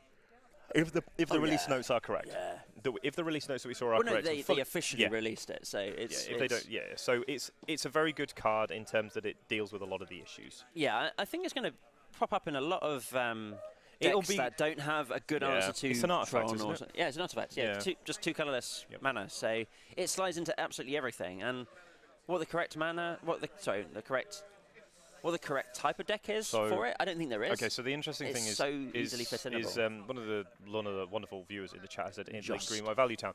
I am actually not sure how good that card is in Value Town. Like, it's an extra thing that stops you getting stormed out. Okay, so yeah, short against Storm. Yeah. But you're already good against Tron. You're a 4 Ghost Quarter deck. Yes, I would say yes, but it's just an extra thing, right? The problem in that sideboard is you're still slow. Sure. It's also going into the sideboard against what's the other 2 mana enchantment? Enchantment. Stops artifacts. No, the other one. Stops artifacts. Stony Silence. So it's in that same slot, Stony Silence. Sure. Yeah. So I don't know which is what you're going to play. Well, that's got different applications, obviously. Like, I actually don't like Stony Silence against Tron. I know that sounds strange. You need it, but sure. But it slows you down, right? So if you're playing this creature-based, unless you're playing something like a really super control-y deck, and that makes a lot of sense, like neuter affinity and whatever, yeah, sure. But if you're playing like a value creature-based deck, that 2-drop slot, especially if you play like a Noble Hierarch or something, you're just wasting your mana. Like, and it doesn't really do too much. Yeah, it stops O-Stone, but it doesn't stop Ulamog, it doesn't stop Karn or Ugin. I do like the look of that card going into those decks because you're already so much more impactful. You're already pretty good against them. Yeah. Hey ho. And like Dominaria Joe said, has to be released first. Yeah. Like Joe said as fine. well, it stops the Tron from chaining eggs, and it stops KCI from going off as well, which there's a lot of has implications against BBE and everything else as well. Yeah, I mean, and that's the great thing about having such a broad sideboard card. It is rather good. However, that does bring us very nicely to the end of our coverage here from Darksphere in London for yet another Wednesday evening. Thank you all for joining us. Some Masters 25 is obviously out at the moment. If you'd like to come and buy some packs here from the wonderful store of Darksphere in London, that'd be great. The weekend, obviously, ahead of us is a big one. We have the PPTQ on Saturday. Myself and Jack Patton will be commentating that. And then the Sunday, we have our Memorial Modern event. I'm guessing it's probably not going to get covered by I'm not here, no, but we will be doing coverage. Apparently, I believe we're doing coverage of that. I think Maybe I will turn up. William Leach is one of the people I know who Oh, is right, aware okay. of doing it. So Well- we just need to find a second person, and we'll be off to the races. Yeah, I'm really sure. looking forward to the weekend, especially Yes. for me the PBTQ, because obviously it'll be the one I'm covering. Yep. But also for the Sunday, I will probably spend some time watching that, obviously in memory of Ed Hughes and the charity that is sponsored, that it has sprouted out from his unfortunate passing. And for any of you who would wish to join us, it'll be very nice to see you on the Saturday for the standard PPTQ for those of you who are not queued, and Sunday for the modern event if you would so wish to come and join us This there is for what- that very memorable occasion. I'm just putting random cards on the table for you now. 'cause it Palace keeps you on familiar, guys. That's what. draft all-star. Yeah. But anyways, thank Right. you very much for watching us yet good. again. I will see you here on Saturday. You'll be here next Wednesday. We'll have I shall be. PPTQ Modern on Sunday, Pauper Monday, Tuesday Legacy, and you will join ourselves back here on Wednesday for some more modern action. I'm looking forward to it. We've had some sweet You decks had a today. busy week the other week, right? Yeah, I had a busy Yeah. week last week. I have a busy week this week as well. But anyways, thank you very much for joining us. It was a pleasure. We will see you Thank all you. again next week. Take care. Bye.